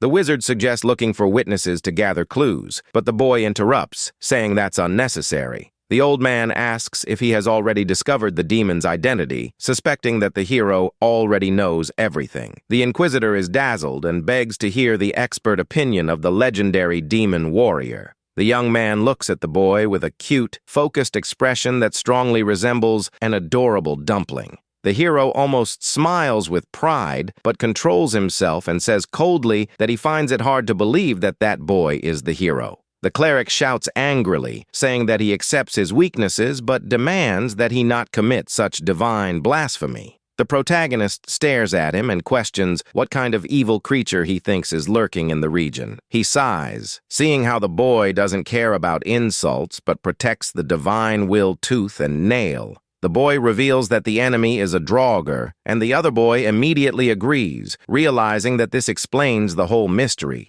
The two conclude that they need to search for a local cemetery since these terrifying creatures are born in those places. The wizard praises the young man's wisdom, who timidly says it doesn't compare to the demon hero's knowledge. The protagonist clenches his fist, trying his best to suppress a huge, proud, fatherly smile at the compliment. He recalls that in the original game, this draugr incident caused the local temple to be corrupted by a demon worshipper. The warrior ventures into the dark night, curious to see how the new, modified version of the game will adapt this arc. Suddenly, the young red-haired clergyman stops and says he is smelling an extremely strange odor. He points the way and assures them that the terrible smell is coming directly from the inner district of the village. The protagonist pulls a bright magic lantern from his bag to illuminate the dark path through the alleys. He raises the luminous object seriously and cautiously advances through the narrow stone corridor of the village. Under the light of the lantern, a mysterious and badly injured human figure emerges, sitting leaning against the alley wall. The young inquisitor is completely shocked when he looks closely at the person's terrifying condition. He realizes that it is from that exact moment of horror that the whole situation will begin to go very wrong. The lantern's flame flickers darkly, illuminating the terrifying discovery made by that group of adventurers. The group advances through the dark alley and comes across the horrifying scene of a poor resident lying on the ground. The young inquisitor is shocked to see the lifeless body as the protagonist raises his lantern. The wise old man says he will run to fetch the local guards, and the clergyman quickly agrees. The boy thinks that hunting this monster will be a huge problem because of the strong smell it gives off. The demon warrior approaches the fallen victim on the ground and kneels to better assess the situation. He puts the flashlight aside and laments to himself, saying that unfortunately they arrived too late. He adopts a serious demeanor and promises the deceased that he will make the person responsible pay for all the cruelty. Gently, the hero closes the victim's eyes and sincerely wishes that she may now rest in peace. The inquisitor approaches, visibly moved, and begins to recite a sacred prayer for the soul of that poor inhabitant. The young man watches the boy praying fervently and is surprised by the strong devotion of his new companion. He reflects that despite not believing in God, that dramatic cutaway animation is very beautiful to watch. The lion wizard hurries back and warns his companions that the temple guards are already coming to retrieve the body. He explains that the monster must be nearby because the creature's terrible odor is still very strong there. The experienced sorcerer begins to conjure an imposing, brilliant blue magic circle right on the ground. The wizard reveals that it is an advanced tracking spell to pinpoint the enemy's exact location. The protagonist doesn't wait for the explanation to finish and dashes off, chasing after the blue trails of magic. The old man complains that the young man makes him look like an impatient fool and calls the young inquisitor to follow them immediately. The cleric runs at high speed while using his purifying light to eliminate evil energy from the air. The hero looks back and realizes with satisfaction that the bright trail will prevent them from getting lost in the village. He thinks that although he prefers to play alone, having a support group helps a lot in complicated missions. The boy's feet slide across the stone floor, breaking abruptly when he encounters an unexpected obstacle. The young man with red hair stops right behind him and lets out a cry of concern when he sees what's ahead. The magic tracking trail leads directly to a large, imposing city wall that blocks the exit. The wise old man deduces, in fright, that the demonic creature must have passed through that solid stone wall. He suggests they move to higher ground to look for a new, viable route to follow the trail. The boy agrees with the logic, but thinks that since it's a virtual game, he can try something quite daring. The old man realizes his intention and shouts in panic, asking if he's really going to try that crazy thing again. Ignoring the warnings, the protagonist takes a running start and leaps with extreme force, creating a loud crash against the wall. He uses the stone walls for leverage, climbing with great agility towards the top of the neighboring buildings. The demon knight flies through the city skies with the beautiful, bright full moon as a backdrop. He grips the edge of the wooden roof of one of the buildings using his strong armored metal glove. The hero uses all the strength in his arms to propel himself upwards and leap lightly over the roof. He lands flawlessly and majestically, maintaining perfect balance atop the village houses. Down below, his two loyal companions shout his hero's name while staring at him with their mouths agape. The wise man sighs wearily, saying that he is too reckless, but the cleric merely admires him with a radiant smile. The protagonist looks down disdainfully, pretending that the unbelievable leap was easy to accomplish. But inside, he's completely thrilled and celebrates joyfully, shouting that it was sensational. He is amazed that he can jump so high without using active abilities and finds the realism of the wind incredible. The boy gives a smug little laugh, believing he possesses a hidden natural talent for parkour. Immediately afterwards, he focuses on the mission, remembering that he needs to find the monster before the magic's time runs out. He leaps forward, jumping from rooftop to rooftop, while closely following the bright blue beams of the spell. The hero locates the target in the shadows and asks mockingly if the creature thought a cheap trick would work. With a sharp, menacing gaze, the demon warrior coldly warns that this is officially the end of the line for him. The boy leaps with open arms toward the dark alley, ready to deliver a fatal blow to the enemy. A malevolent and terrifying laugh echoes through the dark shadows of the place, challenging the warrior's attack. The protagonist is having a great time, lost in thought, celebrating how wonderful this role-playing game is. He shouts his imposing motto while unleashing a powerful sword strike that generates a pillar of energy in the alley. He grips the handle of his weapon tightly, vowing to bring divine vengeance upon all the victims of that monster. Before him appears the immense silhouette of the red-eyed Draugr, and the boy declares the end of that game of hide-and-seek. But suddenly, the demon knight lets out a confused murmur upon realizing something very unexpected is happening there. The boy is surprised to see that his support characters haven't loaded up yet to help him in the fight. He complains a lot about the horrible smell and wishes his beloved clergymen were there to purify the air.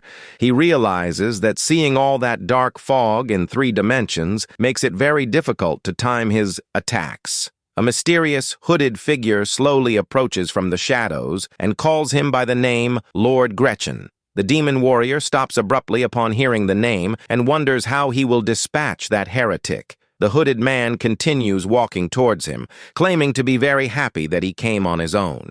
He insanely reveals that the king is looking for the boy, confirming he is a vile demon contractor. The protagonist is completely confused and understands absolutely nothing in the face of the man's sudden revelation. He tries to understand what kind of king this would be and how he should react to maintain the focus of his character's storyline. The heretic promises to save him from the holy enemies and invites him to participate in a terrible festival of carnage. The boy racks his brain, but can't recall any mention of that name in the official records of the game's history. He begins to suspect that this whole strange situation might be a completely new direction for the game. The knight stares at the enemy under the light of the full moon, while the cold wind blows rather darkly in the alley. He silently wonders if he accidentally stumbled down the legendary and dark path of demon lord worship. He imagines that a truly dark and devastating power, one that surpasses humanity, is now awakening within him.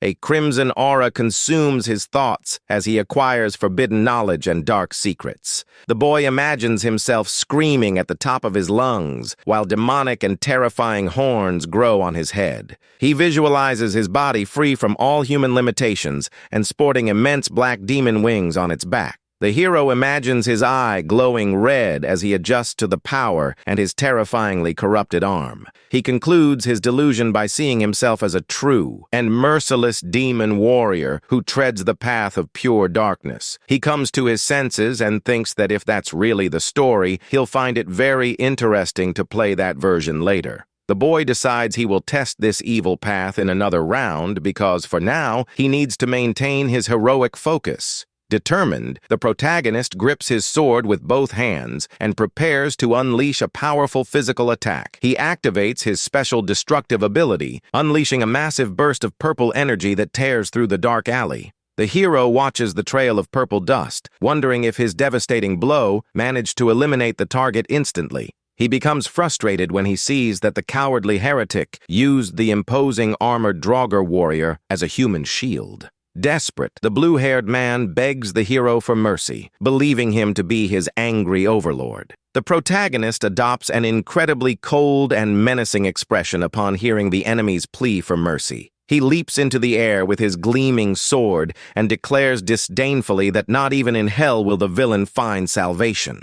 In a panic, the contractor commands the Draugr to advance and protect him from the demon knight's relentless aerial attack. The colossal knight in dark armor steps forward, raising his immense metal shield to block the blow. The monster with glowing red eyes aggressively raises its sword, preparing for violent physical combat. The boy advances disdainfully, calling his opponent's attempt at defense a pathetic and useless trick against him. The hero's purple blade violently clashes against the monster's shield, generating a huge wave of sparks in the alley. He roars, ordering the creature to get out of his way as he forces his blade to overcome the immense metal barrier. The warrior complains to himself, saying that he hates facing these bodiless monsters because of the lack of real impact. He notices that the villain used strengthening spells on the monster, making the fight unnecessarily long and boring. The young man concludes that the easiest and quickest way to win is to focus his attacks directly on the opponent first. He also decides to take advantage of the perfect opportunity to test how his combat mechanics work there.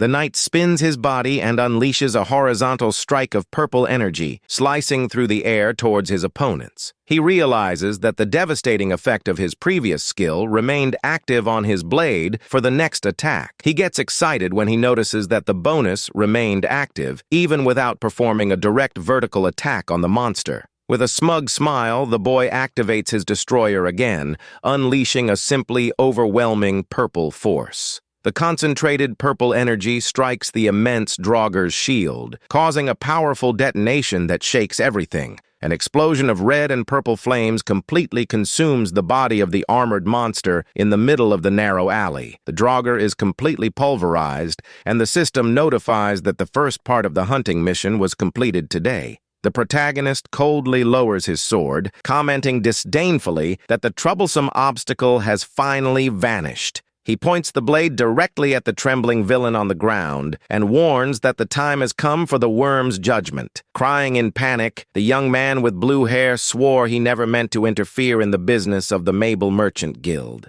Upon hearing the guild's name, the hero silently realizes that the villain before him is the one truly responsible for his problems. The blue-haired man screams desperately, saying that his opponent is actually the dangerous hero of that world. He tries to convince the warrior by saying that delivering the hero's head to the king would make the sovereign very happy. But suddenly, the Inquisitor and the wise lion appear running onto the scene, interrupting the conversation of the two villains. The heretic notices them approaching and curses angrily upon realizing that the holy hero has found them there in the alley. The protagonist is overjoyed inside because the enemy's revelation prevented him from breaking his role as a hero. The Inquisitor draws his weapon and angrily questions whether the man is a sinner who sold his soul to evil. He declares firmly that he will fight alongside the knight and unleashes a beam of light that blinds the heretic with pain. Feeling the strong impact, the villain recoils, sweating profusely, and asks, terrified, why he betrayed them in that way. He shouts angrily, demanding to know the reason for Gretchen's betrayal against his own group of allies. The protagonist stares at him with an indifferent expression, thinking to himself that even he doesn't know the answer to that. He finds the situation amusing, thinking he doesn't care about Gretchen, and that he'll figure out the answers as the game progresses. With a mischievous grin, he makes a disapproving gesture with his hand to further taunt his defeated opponent. He resumes his ruthless warrior stance and raises his long, dark sword against the man before him. The boy roars, asserting that an insolent worm like himself has no right to ask questions of his executioner. The knight delivers his final blow of divine atonement as a great light consumes the defenseless heretic. The following morning, the first rays of sunlight illuminate the beautiful and imposing stone facade of the village's sacred temple. The knights and clergy walk silently through the luxurious and bright inner corridors of the main temple. The protagonist watches from afar as the group heads towards the room where the prisoner will be interrogated today. He reflects that despite yesterday's heavy blow, the demon contractor mysteriously managed to survive the attack. The previous night, the man had been subdued and was crying in panic as he was surrounded by the magic of the group of heroes. The wise lion used his shining magic chains to bind the enemy without needing to take his life. The demon warrior grew irritated and rudely questioned whether the mage was trying to interfere with his hunt. The master urged calm, explaining logically that capturing the heretic alive would yield far more useful answers for the group. The master emphasized that the Draugr was no ordinary monster and that there was certainly an evil mind behind its summoning. The wizard advised the hero to be patient, for there were more important things in the world than his momentary rage. The boy pretends to agree, but in reality, he only wanted to deliver the final blow to secure the monster's experience points. The system displays a warning explaining the capture rules, and the hero realizes that the entire conversation was just pre-recorded dialogue. He walks thoughtfully, noticing the various mechanical improvements that the updated version of the game has added to the classic system. But suddenly, an annoying and persistent alarm sound starts playing on the protagonist's display screen. He stops, confused, in the middle of the hallway as several red warning screens flash incessantly around him. The system displays a danger warning notifying the player that their health bar is gradually decreasing. The hero desperately wanted to enter the interrogation room to witness the cleric's revelations against the contractor. But the further he went into the sacred temple, the more his life dwindled, forcing the young man to turn around and leave immediately. He suspects that this constant loss of life is due to the terrible demon sealed inside his own arm. The boy complains about receiving a hero route in the temple while simultaneously being subjected to a system that drains his life in the sacred place. But then he smiles excitedly, thinking that this bizarre difficulty only makes him more eager to play the game. For him, the true role of difficult interpretation is the perfect definitive content for experienced players. He knows that if a player is bad, nobody will want to join him in a group, no matter how well he plays. Crossing the temple gates, the hero wonders if he will have to travel with those same characters until the end of the game. He admits to himself that now that his colleagues are busy with the investigation, he feels a little lonely there. The screen displays that the new main task is to speak with the local bishop once the interrogation is complete. The hero is planning where to spend his idle time when he hears the young inquisitor's voice calling to him from behind him. The red-haired boy runs towards him, asking where he's going and begging to come with him on the walk. The protagonist is incredulous, wondering why the boy always appears out of nowhere as if he were his little puppy. Maintaining his cold demeanor, he rudely questions what happened to the important interrogation that was taking place. The boy says that questioning a worshiper would be too much of an honor, and that the lion wizard told him to accompany the warrior instead. The boy immediately realizes the wise old man's plan, who was merely using that excuse to push the boy into his care. The young inquisitor walks alongside the boy, asking if he has any other urgent business to attend to now. The hero lets out a deep sigh of irritation, silently accepting the company of that clingy boy once again. The cleric continues chattering beside him and innocently asks if he only hunts when he receives the information directly. The young inquisitor's eyes widened in admiration as he listened to the hero's decisive reply. He praises the profound life lesson he learned, while the protagonist only thinks about leveling up quickly. The boy sighs, thinking that the kid acts exactly like those annoying compliment robots from the beginning of the game. He compares the young inquisitor's cuteness and chattiness to a very cute and smiling little dumpling. But being a rather introverted young man, he feels a little overwhelmed by all the clergyman's enthusiasm. The cleric announces that the sun has already set, and the warrior reflects on how quickly he changed his mind after feeling alone. In a calm tone, the protagonist decides that the group's next step is to go to the Adventurers Guild. The boy is amazed by the cleverness of the plan, knowing that they will find clues about new demons there. The hero laments that his obsession with playing the dark character prevents him from being sympathetic to the boy. He suffers from the internal conflict of knowing that the cold concept of his hero simply prevents him from acting with gentleness. Under the starry night sky, lights shine warmly through the windows of the guild's large stone building. An imposing metal plaque at the entrance of the inn confirms that this is officially the Adventurers Guild. The wise old man thoughtfully praises the young man's immense experience in solving this type of case. The lion wizard reflects that true wisdom lies outside his tower, while the hero demands missions from demons. The receptionist checks the group's seal, but warns hesitantly that genuine missions involving demons are very rare. The demon warrior orders him to hand over the papers, and the clerk is surprised to see that the young man can read everything. The man shows the only available poster, but warns that the temple has already taken care of that strange case. The hero throws the paper back on the table, coldly stating that he has already completed that specific mission. The pair behind him tremble at the sight of the reward amount, wondering in fear if the temple will confiscate all the money.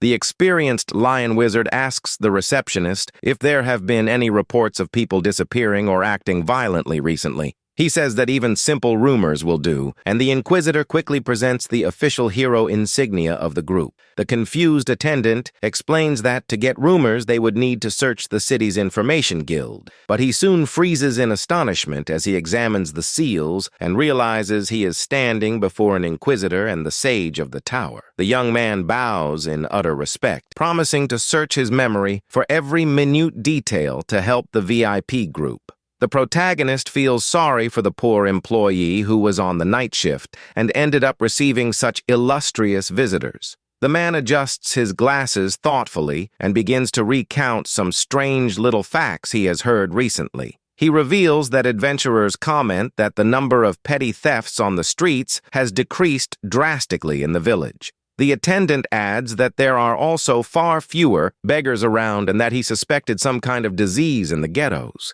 He says that since he doesn't frequent that poor area, he can't be certain, but he hopes the information helps the heroes. Furious, the Inquisitor slams his fist on the counter, startling the clerk by shouting against the audacity of the city's sinners. The red-haired boy yells angrily, questioning whether people have forgotten the divine grace of their deity. The protagonist stares at the clergyman with boredom, mentally begging the furious dumpling to calm down. He realizes that this clue is an obvious plot device, indicating the presence of another active demon in the region. The guild attendant trembles with worry at the thought of a monster hiding in the village. The wise wizard agrees to the investigation and asks the man to send any new information directly to the local temple. The young man thinks it's cruel to force the tired clerk to work more, but decides that's not his problem right now. He consoles himself knowing that the man is just a collection of data and prepares to leave when the cleric calls him loudly.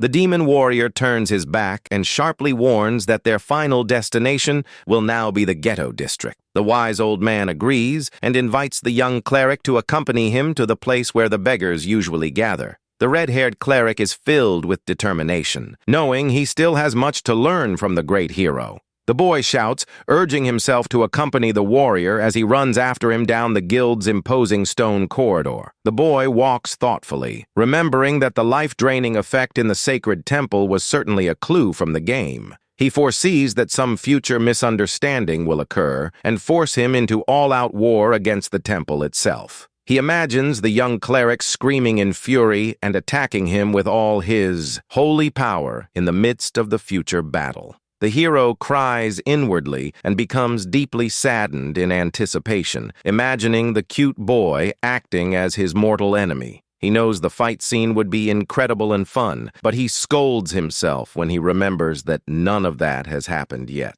He sighs and decides not to worry because he knows he'll have a blast when the combat time comes in the game. A new system window pops up, notifying the start of the Dark Omen mission, confirming the perfect timing for the game. The cleric catches up with the hurried demon warrior, walking side by side with him towards the exit of the hero's guild. The boy curiously asks if the hero already knows the exact location of the dark ghetto in that city. Luo Shi asks how long he will have to explain every detail, since the places where these kinds of people gather are all the same. The knight thinks he only needs to look at the red dots on the minimap, but decides to keep this secret to himself. The system screen explains that hostile humans and humanoid monsters appear as bright red dots on the map. Luo Shi observes the surroundings attentively while reflecting on the next step the group should take in that mission. The young inquisitor is worried at the thought that a complicated map like that of the favelas will be a terrible challenge for him.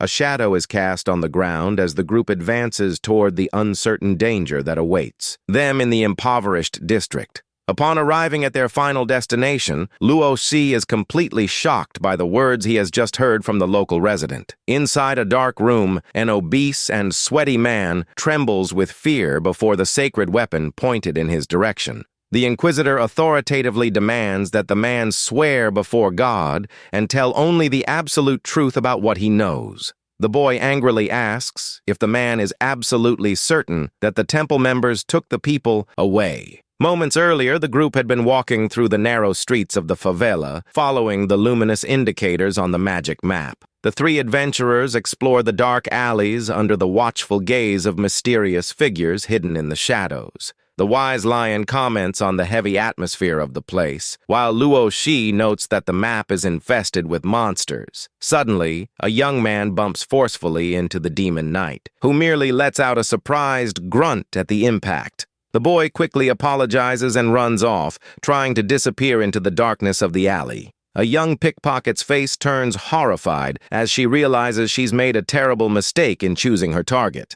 Luo Shi grabs the girl's arm with extreme agility and comments disdainfully that she really does possess a lot of courage. The hero orders the thief to cooperate with the group if she wants to keep her hands intact after the attempted robbery. Inside, the young man is celebrating the start of the special event, having even memorized the perfect lines for this moment. The system explains that in RPG games, monsters and quest targets are marked to facilitate identification. The hero reflects that when there are no visible markers, the targets often come to the player on their own. Luo Shi reveals in his thoughts that he deliberately left his coin purse out of his inventory to lure some bandit. The Inquisitor stares at the captured thief with a look of pure judgment and divine fury for the crime committed. The boy cites sacred doctrine, stating that those who covet and steal the property of others should be severely punished. The wise lion places his hand on the young cleric's shoulder to prevent him from taking rash action against the girl. The master teaches that maintaining discipline is a duty, but that doctrine should not be applied blindly in every case. The Inquisitor argues angrily that the girl is a sinner who attempted to commit a crime right before his eyes. The lion says that sometimes mercy is necessary and points to Luo Shi as an example of tolerance to be followed. A Buddhist image shines behind the hero as the master asks if the boy wouldn't like to learn about forgiveness. The young inquisitor lowers his guard and shows a willingness to listen to the wise man's advice. In order to act more wisely, Luo Shi is confused when he sees the Buddha aura shining behind him and wonders if that kind of image is allowed in the game. The thief shouts angrily, asking how long she will be held and demanding to know immediately what the adventurers want with her. The demon knight coldly orders the girl to take them immediately to the area's leader of the pickpockets. And that's how the trio ended up finding the famous king of beggars hidden deep within the favela. Back in the present, the Inquisitor presses the leader about the disappearance of the people while the group observes the scene. The man, sweating profusely, asks if it wasn't the Inquisitors themselves who led everyone into the reform process. The red-haired cleric explodes in anger, shouting that the statement is an unforgivable blasphemy against the temple. The boy yells that the rehabilitation of criminals is only permitted during specific periods authorized by the Great Sacred Temple. Luo Shi wonders if that's really the important point while the wise lion tries to calm the heated tempers. The knight suspects that this mission is not just a common side task and focuses his attention on the mystery. The boy walks thoughtfully, trying to understand why the temple plays such a central role in the demon's root. Luo Shi realizes that the main story has finally begun and demands to know the exact date and the number of people taken. The man confessed, trembling, that the abductions began about a month ago and that people were disappearing one or two at a time. The informant reveals that everything happened very quietly, strongly resembling a human trafficking scheme. The hero realizes the temple is to blame while the man desperately tries to apologize for his comparison. The Inquisitor is furious at the informant's words and prepares to shout again in defense of his order. The wise lion intervenes with his imposing presence, questioning the details surrounding the kidnapping of the villagers. The master approaches the man with an intimidating look, asking if temple visits were regular. The man confirms that the Inquisitor's patrols take place at fixed times about 2 or 3 times a week. He concludes by saying that he warned everyone not to go out during those hours, while Luo Shi observes everything in silence. The lion wizard becomes pensive and begins to suspect that something very sinister is happening in those shadows. He wonders aloud if the people of the city are being offered as sacrifices to some demon. The Inquisitor shouts in outrage, declaring that his religious order would never commit such an atrocity. Luo Shi observes the boy and comments that this blind belief in the goodness of his order is merely naive nonsense. He warns that bad things happen in the world, regardless of whether the boy believes in them or not. Inside, the boy is thrilled to see the hero's beliefs being shattered so that he can finally evolve. He believes this suffering will add depth to the character and asks where the victims were taken. The timid informant says he only receives reports from the children and that he actually knows almost nothing. Suddenly, the little thief who had been captured speaks up, shouting that she knows the answer to the question. The wizard notices that she didn't run away, and the girl reveals that she knows someone who can provide the necessary information. The young thief adopts a serious demeanor, saying that if the matter involves demons, then it must be something important. Luo Shi walks imposingly towards the girl, causing her to recoil slightly from sheer nervousness. She trembles as the demon warrior approaches and asks what he intends to do with her now.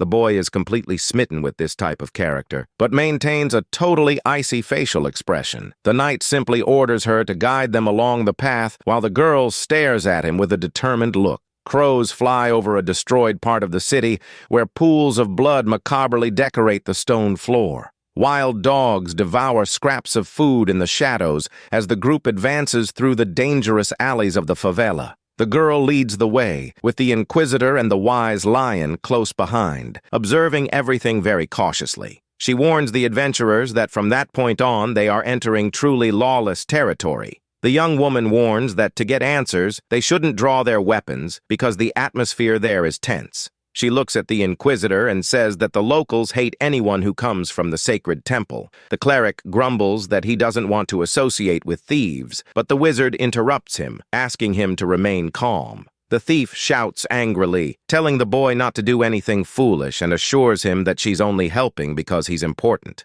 Luo Shi observes the argument and finds the two very cute, comparing their fight to that of 2 angry kittens. He wonders if the girl is the type who pretends not to care, but is actually worried about the group. The young man wonders if this comparison to cats would be offensive in a world where beast men actually exist. From atop a rooftop, someone silently observes the movement of the group of heroes through the dark streets. A hooded man with green hair and a cat's tail watches every step taken by the adventurers in the ghetto.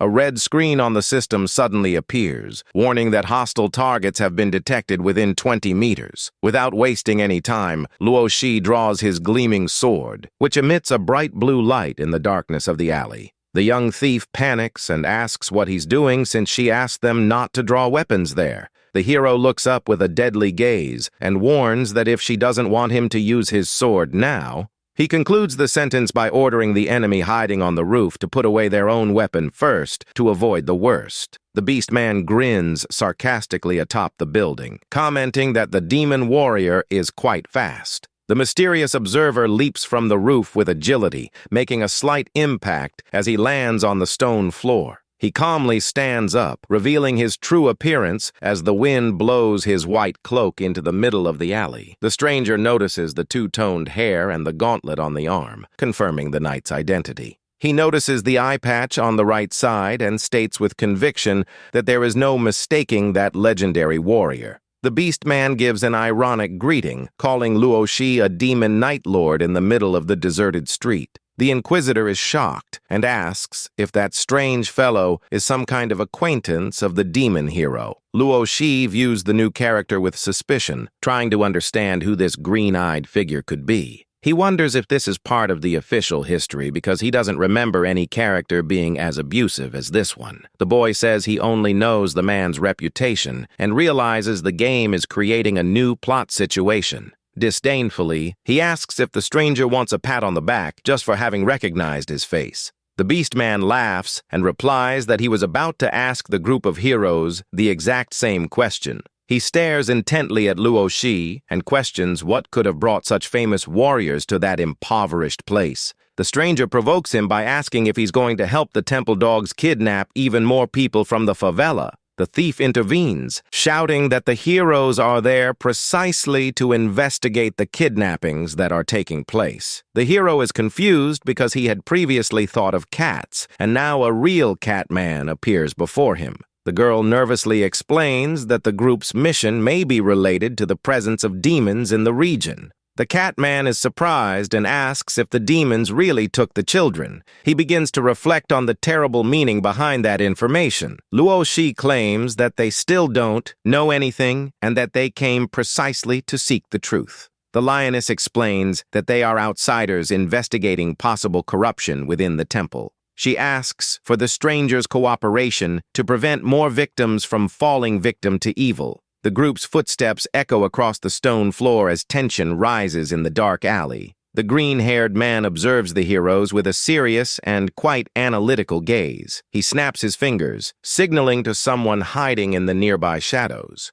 The young man orders his subordinate to immediately report this new information. The ally asks if the leader isn't going to personally resolve this complicated situation. The Catman insists he can take care of himself and tells his colleague to leave immediately. Luo Shi analyzes the system and wonders if that man belongs to the Thieves' Guild. He finds the face familiar, but decides to move on, inviting everyone to accompany him. The guide is confused to see that the demon warrior has already started walking without waiting for him. The trio of heroes stand firmly in position, ready to move towards their next target. The lioness jokes about having to run so much at her age, but prepares for action. She casts a speed spell, and Luo Shi celebrates receiving the agility bonus. The boy realizes that this mission looks like one of those pattern control tests from the game. He runs swiftly, hoping to finish the mission before the session time runs out. The group finally reaches the city's commercial district under the light of the full moon. They walk silently through the deserted streets towards the point indicated by the guide. The beast man points to an ordinary building and states that this is the exact spot. The young inquisitor is horrified to imagine that people were taken there. Everyone views with suspicion the simple facade of what appears to be just a small grocery store. Luo Shi senses a powerful magical barrier and concludes that someone skilled created it. The guide confirms that there is strong hidden protection in the warehouse and basement of the store. The mission window updates, confirming that this is the location where the missing people are. The lion wizard asks how they will get in, and the hero says that breaking the seal will be very easy. The protagonist notices that the mission log does not require them to enter stealthily. He announces he's going straight in, and the guide is shocked, asking if he's gone mad. The Catman warns about the guards, but the boy says he doesn't care about any of that. Luo Shi coldly declares that the crime of kidnapping is far worse than trespassing. He orders the cowards to stay behind and marches with his sword towards the entrance. Deep down, the boy admits he's tired and only said the first thing that came to mind. He knows that the non-playable characters will end up following him anyway. The guide sighs in disbelief, wondering if the demon warrior is always this reckless. The sorceress chuckled lightly, commenting that they had known each other for less than a week. The inquisitor observes the leader with admiration, believing in his great strength and conviction. The boy gripped his gun tightly, remembering the demon contractor they arrested yesterday. The Catman is astonished by the revelation, and the clergyman continues explaining the situation. The young man reflects on the temple's possible betrayal and the terrible plan of sacrifices. The guide realizes the seriousness of the situation and agrees that they cannot waste any more time. The Inquisitor calls the man a scoundrel and tells him to hide if he's afraid. The Lion Mage notices that the boy's thinking has matured thanks to the demon hero's actions. The group finally enters the establishment, leaving the Beast Man standing behind. The green-haired boy is desperate because of his teammates' lack of preparedness. He runs after everyone, complaining that this job is going to end up killing him. Inside the shop, various vegetables are scattered on the floor near the warrior's boots. Luo Shi looks back disdainfully, asking if they really aren't going to come in soon. The hero has already subdued the guards and announces that everything is ready for them to go down to the basement. Luo Shi kicks the door open forcefully and bursts into the secret underground passage without the slightest hesitation. The knight observes the darkness of the place and realizes that he has indeed found a secret underground passage. His companions arrive soon after, and the young cleric is shocked to see that he has already defeated all the enemies. The green-haired guide comments, impressed, that the hero truly fights as if there were no tomorrow. Maintaining his cool demeanor, the hero warns that anyone afraid to proceed can turn back immediately. The red-haired inquisitor refuses to stay behind and rushes off to catch up with the protagonist. Luo Shi begins to calmly descend the stone steps, bracing herself for whatever may come in the basement. Suddenly, the knight feels a strange shiver run through his entire body and stops, confused, in the middle of the staircase. The clergyman also senses the same strange vibration in the air and asks what is happening inside. The young redhead goes on high alert when he detects a powerful demonic energy coming from the depths. He warns the others that they need to hurry because the cultists are plotting something terrible down there. The group agrees and prepares for the imminent combat while the lion mage activates her support spells. Luo Shi excitedly realizes that this will officially be his first major group battle in the game. He runs downstairs, curious to test if the artificial intelligence of his virtual allies is really good. The young man can barely contain his intense, veteran gamer anxiety to see how this match will unfold. A floating notification from the system confirms that they have just entered Somon's secret underground passage. The four adventurers race at high speed up the immense illuminated staircase toward the great danger. Luo Shi destroys the last stone gate with a devastating blow, revealing the cultists' hideout. The group storms into the imposing main hall, leaving all the hooded villains in complete shock. The cultists panic, shouting that their dark summoning ritual is not yet complete. The villain's leader grinds his teeth in pure rage at having his evil plan interrupted at that crucial moment. The young man with green hair observes the enemies from afar as he prepares to launch his attack. The demon warrior channels a powerful destructive aura into the blade of his sword, ready for massacre. The Inquisitor gleams intensely with sacred power and declares imposingly that their executioner has arrived. The leader of the heretics orders his subordinates to buy time so that he can complete the spell. He raises his hand, concentrating an immense sphere of dark energy to begin the invocation. The villain roars, summoning the slaves of hell, while a massive skull emerges from the stone floor. Several skeletons begin to rise from the purple mist, startling the adventurers with their presence. The lioness mage asks for cover to cast her spell, and the green-haired archer guarantees her protection. The red-haired inquisitor advances, shouting fervently that the power of God is with him in battle. He dashes ahead of Luo Shi, raising his immense, gleaming shield to lead the physical combat. The protagonist smiles confidently and coldly declares that victory belongs solely to his blade. He unleashes a devastating blow that pulverizes several undead at once with great ease. The demon knight mockingly warns that he will not leave the front line of combat to anyone else there. The young cleric is completely shocked and speechless at the warrior's display of strength. The boy cutely complains that the protagonist's unbelievable strength is simply unfair, but he quickly regains his focus, determined to prove that he too possesses value as a true holy warrior. The young cleric delivers a powerful blow, proudly declaring that he was trained to protect the front line. Luo Shi grumbles irritably upon realizing that the cleric's eliminations don't yield any experience points for him. The boy walks among the skeletons, wondering which is the right path to take to finally solve this mission. He notices the leader's bizarre summoning and begins to suspect that something far worse is about to happen there. A thick black smoke engulfs the hall as powerful Draugr-type monsters are summoned by the villain.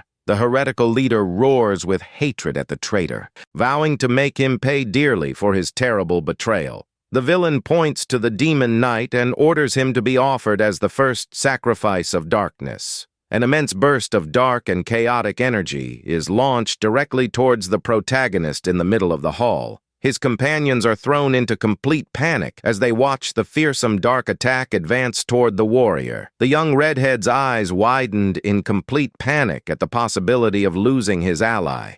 Luoshi is completely engulfed by the terrifying, dense black smoke amidst the desperate cries of the group. The cleric shouts for the demon knight with all his might as he runs desperately towards the smoke. The boy attacks the darkness with his shining shield, vowing to save his hero from that danger immediately. Luoshi makes an impressive leap, escaping unscathed from the immense cloud of black smoke that tried to consume him. He lands stylishly amidst the purple flames, showing that the attack was nothing more than a tickle. The red-haired cleric's mouth agape, confirming just how absurd his leader's power truly is. The demon knight views the situation with disdain, finding it excellent that the enemy has made the game easier. He prepares to unleash a massive area strike, promising to eliminate all threats at once. The boy plunges his powerful dark sword into the stone ground, releasing an immense wave of purple energy. A powerful explosion destroys the main hall, pulverizing numerous enemies and shaking the entire structure. The young cleric raises his enormous sacred shield to protect the group from the rubble generated by the explosion. The boy stares at the battlefield, completely awestruck by his companion's overwhelming strength. The heretical leader retreats in despair as he watches his army of the undead being destroyed so easily. Luoshi slowly advances through the shadows, and the trembling heretic calls him Lord Gretchen again. The warrior assumes a terrifying stance, emanating immense murderous intent towards the enemy. He stares at the trembling heretic with such a cold look that it makes the poor villain tremble with utter panic. The villain screams in utter despair, shedding tears of blood from pure terror before the boy. He frantically orders the remaining skeletons to attack the demon warrior immediately. The boy ignores the threats and cuts down the monsters in his path, while the heretic begs him not to come closer. The coward tries to escape at night, crawling across the stone floor while desperately screaming for his life. The other green-haired cult member tries to hold him back, warning that running away that way would be a fatal mistake. Luoshi stares at him without a trace of pity and orders him to burn in the deepest recesses of hell. With a swift movement, he delivers the final blow, cutting down all the heretics who dared to stand in his way. The blood of the defeated villains stains the strange summoning circle drawn on the stone floor of the temple. The leader of the heretics remains fallen on the ground as his evil energy completely dissipates from there. Inside, the young man lets out a sigh of relief, confessing that he truly thought he was going to die in that fight. He reads the notifications and discovers that he gained a new passive ability after surviving that tense fight. He's thrilled by the power of the ability, but wonders if the game hasn't made things too easy for him. The boy remembers the system's warning that gaining good powers early means the difficulty will be brutal. Setting aside his worries, the warrior wonders what his loyal companions are doing there. The young red-haired inquisitor grips his sacred weapon firmly as he channels his divine power. He advances resolutely against the remaining heretics, vowing that he too will fulfill his sacred duty. The boy unleashes a powerful blast of sacred energy that strikes and purifies the monsters that were trying to surround him. With a violent blow of his shield, the cleric throws one of the villains far away while shouting for him to face judgment. The green-haired guide asks breathlessly how much longer they will need to provide cover for the lioness mage. The lioness smiles confidently and announces that she is finally ready to show her true power. She roars, conjuring a colossal circle of magical runes on the ceiling, and orders all her allies to take cover quickly. An immense rain of blue flames falls from the ceiling, purifying the entire environment and eliminating the forces of darkness there. The enemies scream in despair as they are consumed by the purifying fire of the lioness's powerful area magic. Luoshi calmly observes all the destruction, impressed by the havoc his allies' magic caused. He wonders if he accidentally voiced his complaints aloud and embarrassed the sorceress. The green-haired guide remarks, impressed, that the group truly possesses simply incredible warriors. He examines the ashes of the fallen heretics on the ground and asks aloud if this is finally the end for everyone. The cleric runs to the knight, informing him that they have won the battle, but comments that it would be good to capture someone alive. The warrior points downwards, showing that he has already captured the wounded leader and is now stepping on the heretic's hand. The villain groans in pain beneath the hero's boot and whispers mysteriously that they will deeply regret this. The heretic mumbles a few more confused words before being silenced completely by the boy's intimidating presence. With a cold and menacing look, the demon knight orders the criminal to shut his mouth immediately. He disdainfully warns that trash like that villain doesn't even have the right to pronounce his legendary name. The man completely fainted, bleeding from the eyes due to the strong blow he received during yesterday's fight. But suddenly, a terrifying smile, full of sharp teeth, appears on the face of the dying man on the floor. The villain begins to laugh insanely and macabrely, putting the entire group of heroes on high alert once again. Luo Shi stared intently at him, trying to decipher the last words spoken by the insane devotee of darkness. The heretic raises his bloodied arm and warns with an insane look that their king is still at large. He points his blood-stained hand at the demon knight, uttering a terrifying final threat. Suddenly, drops of blood begin to fall from the ceiling, revealing that the real danger has just emerged. The young red-haired cleric becomes desperate and shouts at the top of his lungs for the hero to dodge immediately. He warns in a panic that an extremely powerful wave of demonic energy is coming directly from that direction. The magic circle on the ground glows a deep red, completing the terrifying, forbidden summoning ritual. Luo Shi tries to react quickly, but the immense pressure of the place leaves him completely paralyzed with surprise. A gigantic explosion of destructive red energy consumes the main hall, striking the protagonist. The knight is thrown backward, but the Inquisitor rushes with his gleaming shield to cushion the impact. The boy asks worriedly if the hero is all right and jokingly complains, asking if his eye is just for show. Inside, the boy cries in pain, complaining that even with reduced sensitivity, the impact almost broke his spine. The green-haired guide gives a nervous laugh, unable to believe the sheer absurdity of what has just happened. A colossal serpent demon named Nucker emerges, roaring intensely and revealing its terrifying venomous fangs. The hero realizes that the summoning was a mandatory plot point and that there was no way to stop it beforehand. The giant monster opens its enormous mouth full of sharp teeth, letting out a deafening roar that echoes throughout the temple.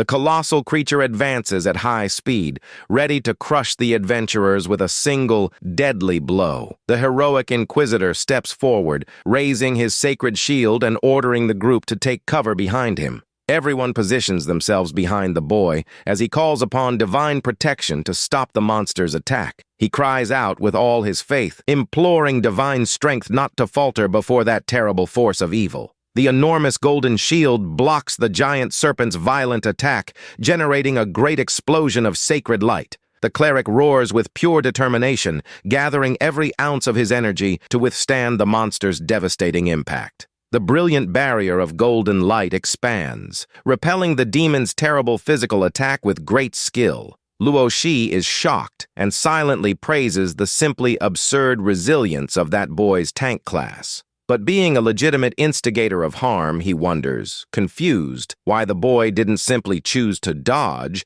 The green-haired guide swallows hard and nervously questions whether it's really safe to continue blocking that. The archer desperately asks the lion mage if she knows of any weakness of the demon that they could target now.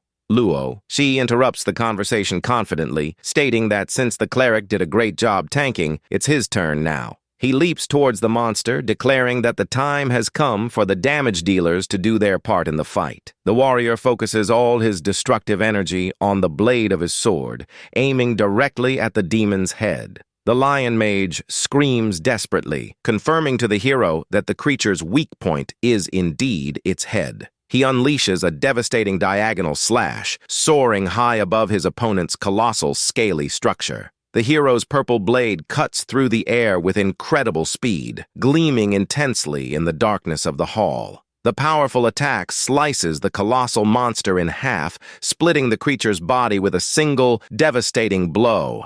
A massive shower of blood engulfs the area, leaving the two teammates completely traumatized. The protagonist stands there with a confused expression, not understanding the reason for all that exaggerated reaction. The immense body of the demon collapses lifeless onto the stone floor of the temple, raising a large cloud of purple dust. The heretical leader grinds his teeth in utter panic, unable to comprehend how that legendary monster died so easily. The other villains scream in horror, asking how the demon's hard, steel scales were sliced like paper. Inside, the boy is in complete panic, totally agreeing with the villains about how easy the fight will be. He reflects that players love discovering the mechanics of bosses and that defeating a monster in one hit takes the fun out of it. The hero laments that the developers made such a strong boss die so quickly and disappointingly. He complains about the bizarre change from the original version and wonders what the game's creators were thinking. He suspects there must be some hidden mechanism where a second phase of the monster emerges from within its body. Suddenly, a second golden head emerges from the creature's ashes, stealthily advancing towards the hero from behind. A violent metallic sound echoes through the hall as someone steps in to block the treacherous attack. The agile, green-haired guide appears like a bolt of lightning, blocking the blow with his daggers, right in front of the protagonist. The beast man gives a friendly wink and warns the boy that he should pay more attention to his blind spot. The protagonist is amazed by his ally's heroic action and mentally congratulates the robot on its incredible intelligence. But now that he can observe the character in bright light, he begins to notice some very familiar details. The hero notices the archer's clothing and realizes that this look belongs to one of the advanced thief classes in the game. The green-haired guide awkwardly apologizes, saying he got carried away trying to save the knight from a mere attack. Luo Shi thinks that this awkward attitude suits the character quite well and decides to consider recruiting him later.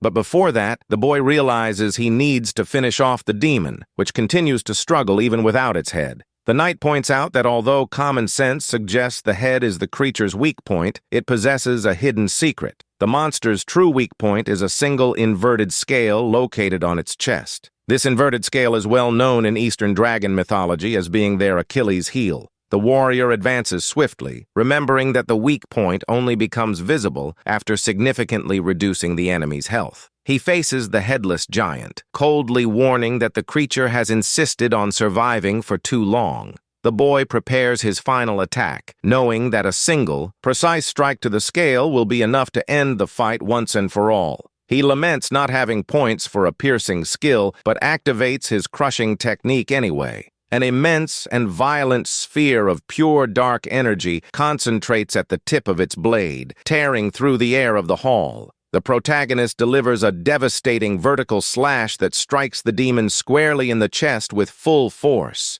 The demon's colossal body begins to disintegrate into golden dust, leaving the allies completely surprised. Luo Shi strikes an extremely charming and imposing pose while wiping the sweat from his brow after the great battle. The companions watch the giant's ashes, not understanding what kind of absurd skill the knight has just used. Inside, the boy himself is confused, remembering that his intention was to use only a simple impact attack. He recalls that he spent all his points on impact skills and had no way to perform a piercing attack. He suspects a game recognition error occurred when the villain's furious scream interrupts his thoughts. The clergyman ties up the surviving heretical leader who is writhing on the ground, screaming with hatred about Gretchen's alleged betrayal. The red-haired boy asks seriously if the knight wishes to personally execute that sinner over there. The hero decides to finish the mission first and then send a bug report to the immersive game support team. Maintaining his grim demeanor, he orders the villain to continue talking and reveal all the secrets he possesses about the cult. The boy walks slowly towards the captive, coldly stating that he wants to see how much anger the man can endure. The heretic trembles with sheer terror at the sight of the frightening approach of that relentless and violent demon knight. Luo Shi assumes a slightly sinister smile and whispers that he himself is quite curious to discover the answers.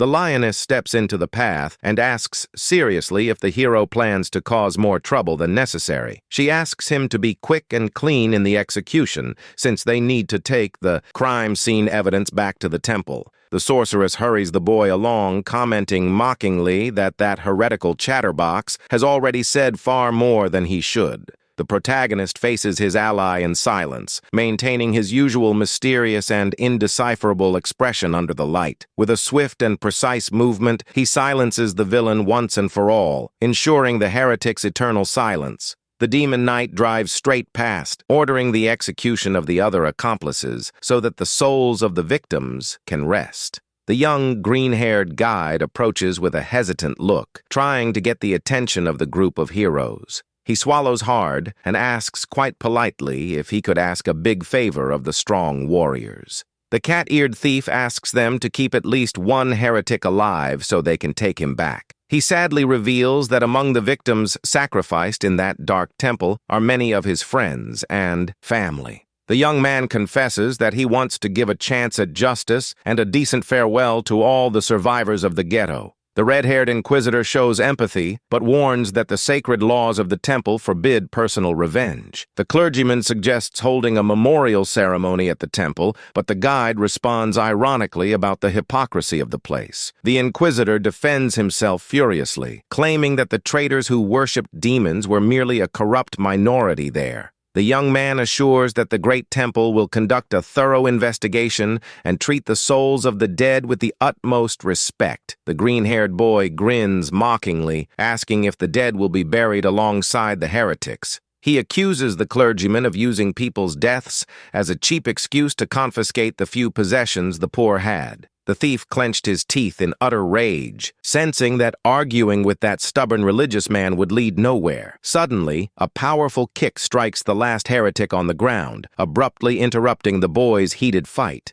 Luo Shi turns his back on the pair and throws the captive toward the guide, coldly ordering him to take him away. He scolds the inquisitor, saying that if the temple had followed the laws correctly, they would have caught the traitors much sooner. With an extremely serious and intimidating look, the demon warrior warns the cleric never to forget this again. The archer assumes a posture of utmost respect and firmly assures the prisoner that he will never be able to escape. A golden screen appears on the system confirming that the important main mission of the temple has been successfully completed. The boy notices the young clergyman's sad look and thinks, amused, that he tried too hard to win the boy's affection today. With the battle over, Luosi can only think about taking a hot bath and collapsing into the warm bed of his royal home. He decides it's time to log out of the virtual game once and for all so he can finally get some rest. Suddenly, a frightening red system window appears, floating with the message, "Command unavailable." The boy tries to exit the game again, but several red error screens start flashing around him.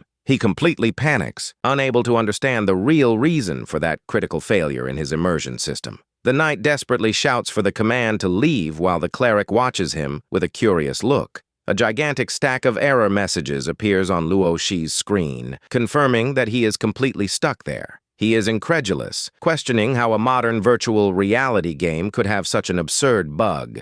The boy tries to calm himself down, thinking that perhaps the logout is only temporarily blocked inside the dungeon. The red-haired inquisitor approaches, confused, asking if the knight sees anything strange in the air. The boy looks around worriedly, commenting that to him the atmosphere in the temple seems completely normal today. The lioness solemnly explains that people consumed by demonic parasites often lose their minds instantly. She points out that the dark hero is different because he is able to control and use the immense power of the demon to his advantage. The young inquisitor gripped the handle of his sacred mace, moved by the terrible burden his companion carried. But suddenly, Luo Shi begins to walk briskly towards the temple exit, startling the young cleric behind him. The red-haired boy runs after him, desperately asking where he's going now. The hero coldly replies that he will execute all the corrupt sinners who have allied themselves with the forces of darkness. But inside, the boy continues frantically whispering the exit command, hoping the game will work. The lion mage comments that his behavior seems strange, but admits that she doesn't sense any active evil aura around him. The hero continues marching through the temple corridors while mentally repeating the logout command over and over again. The red-haired cleric watches him with admiration, believing the warrior is fighting a demon. The young green-haired guide approaches the mage, asking worriedly if something serious has happened to the warrior. She praises the young man's perception, commenting that warriors don't usually reveal anything about themselves to others. The cat-eared thief grins proudly, stating that having a sharp eye is his daily bread and butter. The young clergyman tells the boy to shut up, and the thief offers a forced apology, afraid of angering the servant of God. The wise sorceress gives a slight, knowing smile and decides to change the course of that silly argument among the group of heroes. She warns about the danger of the captive, but the guide coldly asks if the villain would still be dangerous even without his tendons. The guide vows to eliminate the traitor before dawn so that his companions will no longer need to worry. The lioness calls the young inquisitor to come up immediately, and the boy quickly agrees, leaving the dark dungeon. But before leaving the underground hall, the young red-haired clergyman pauses for a moment and looks back. He stares at the immense dark stone staircase of the temple, feeling a strong determination growing in his chest now. The boy clenches his fists fervently, vowing to guide his dark hero back to the path of divine justice. The following morning, in the city's bustling commercial district, the goods begin to be organized on the stalls. The sun shines softly on the beautiful wooden rooftops of the thriving commercial district of Somon Village. The four adventurers walk silently through the cobblestone streets, observing the morning activity there. The green-haired guide approaches Luo Shi and whispers that thieves never tend to forget a past grudge. But the friendly Catman quickly adds with a kind look that they, too, never forget a favor received. The boy promises to return the favor, but the demon knight coldly replies that this will not be necessary. The thief insists he will pay his debt no matter what, leaving the protagonist quite annoyed by his stubbornness. Inside, the boy screams in utter despair, saying that the only thing he truly wants is to be able to log out. He curses the immersion game for opening a new mission window, when all he really wants to do is go to his real home. The thief decides to walk away, thinking the hero is annoyed, and the young man is amazed by the realism of the robot's dialogue. He widens his one open eye, feeling a cold sweat trickle down his face as panic begins to grow. The boy frantically clicks through all the options in the settings menu, but only receives system error messages. The young man begins to tremble with fear at the thought of the terrifying possibility of being trapped forever inside the virtual game. He mentions that he lives alone and works as a webtoon artist from home, with no one noticing his sudden disappearance. The young man recalls warning his friends that he would be spending days playing games, and therefore no one would try to contact him anytime soon. He panics when he realizes he could end up starving to death locked inside his modern, sealed gaming capsule. But suddenly a relieved smile appeared when I remembered that the device has important integrated emergency systems. The young man knows that virtual immersion capsules have physical safety ejection buttons in case of malfunction. The boy desperately tries to activate the emergency protocol, shouting at the top of his lungs to force his way out. He falls into utter despair upon receiving yet another command unavailable message and unleashes a tremendous, hateful curse. Luo Shi continues screaming wildly in the middle of the street while his allies watch him in shock, not understanding anything. The red-haired clergyman asks worriedly what is wrong and questions why he is acting that way. The lioness notices the city guards approaching and nervously warns them that his shouting has attracted the local soldiers. The young inquisitor is distressed, thinking about the terrible disaster that would occur if the knight were to lose control. He bites his lip in silence, deeply regretting that at the time he didn't yet know the terrible truth behind it. The young clergyman thoughtfully reflected that there were many crucial things about his companion that he simply ignored. Suddenly, a bright golden glow shines in the middle of the shopping district, signaling the beginning of a new mystery. The bright-eyed inquisitor holds Luo Shi by surprise, preparing to reveal what fate has in store for the two of them.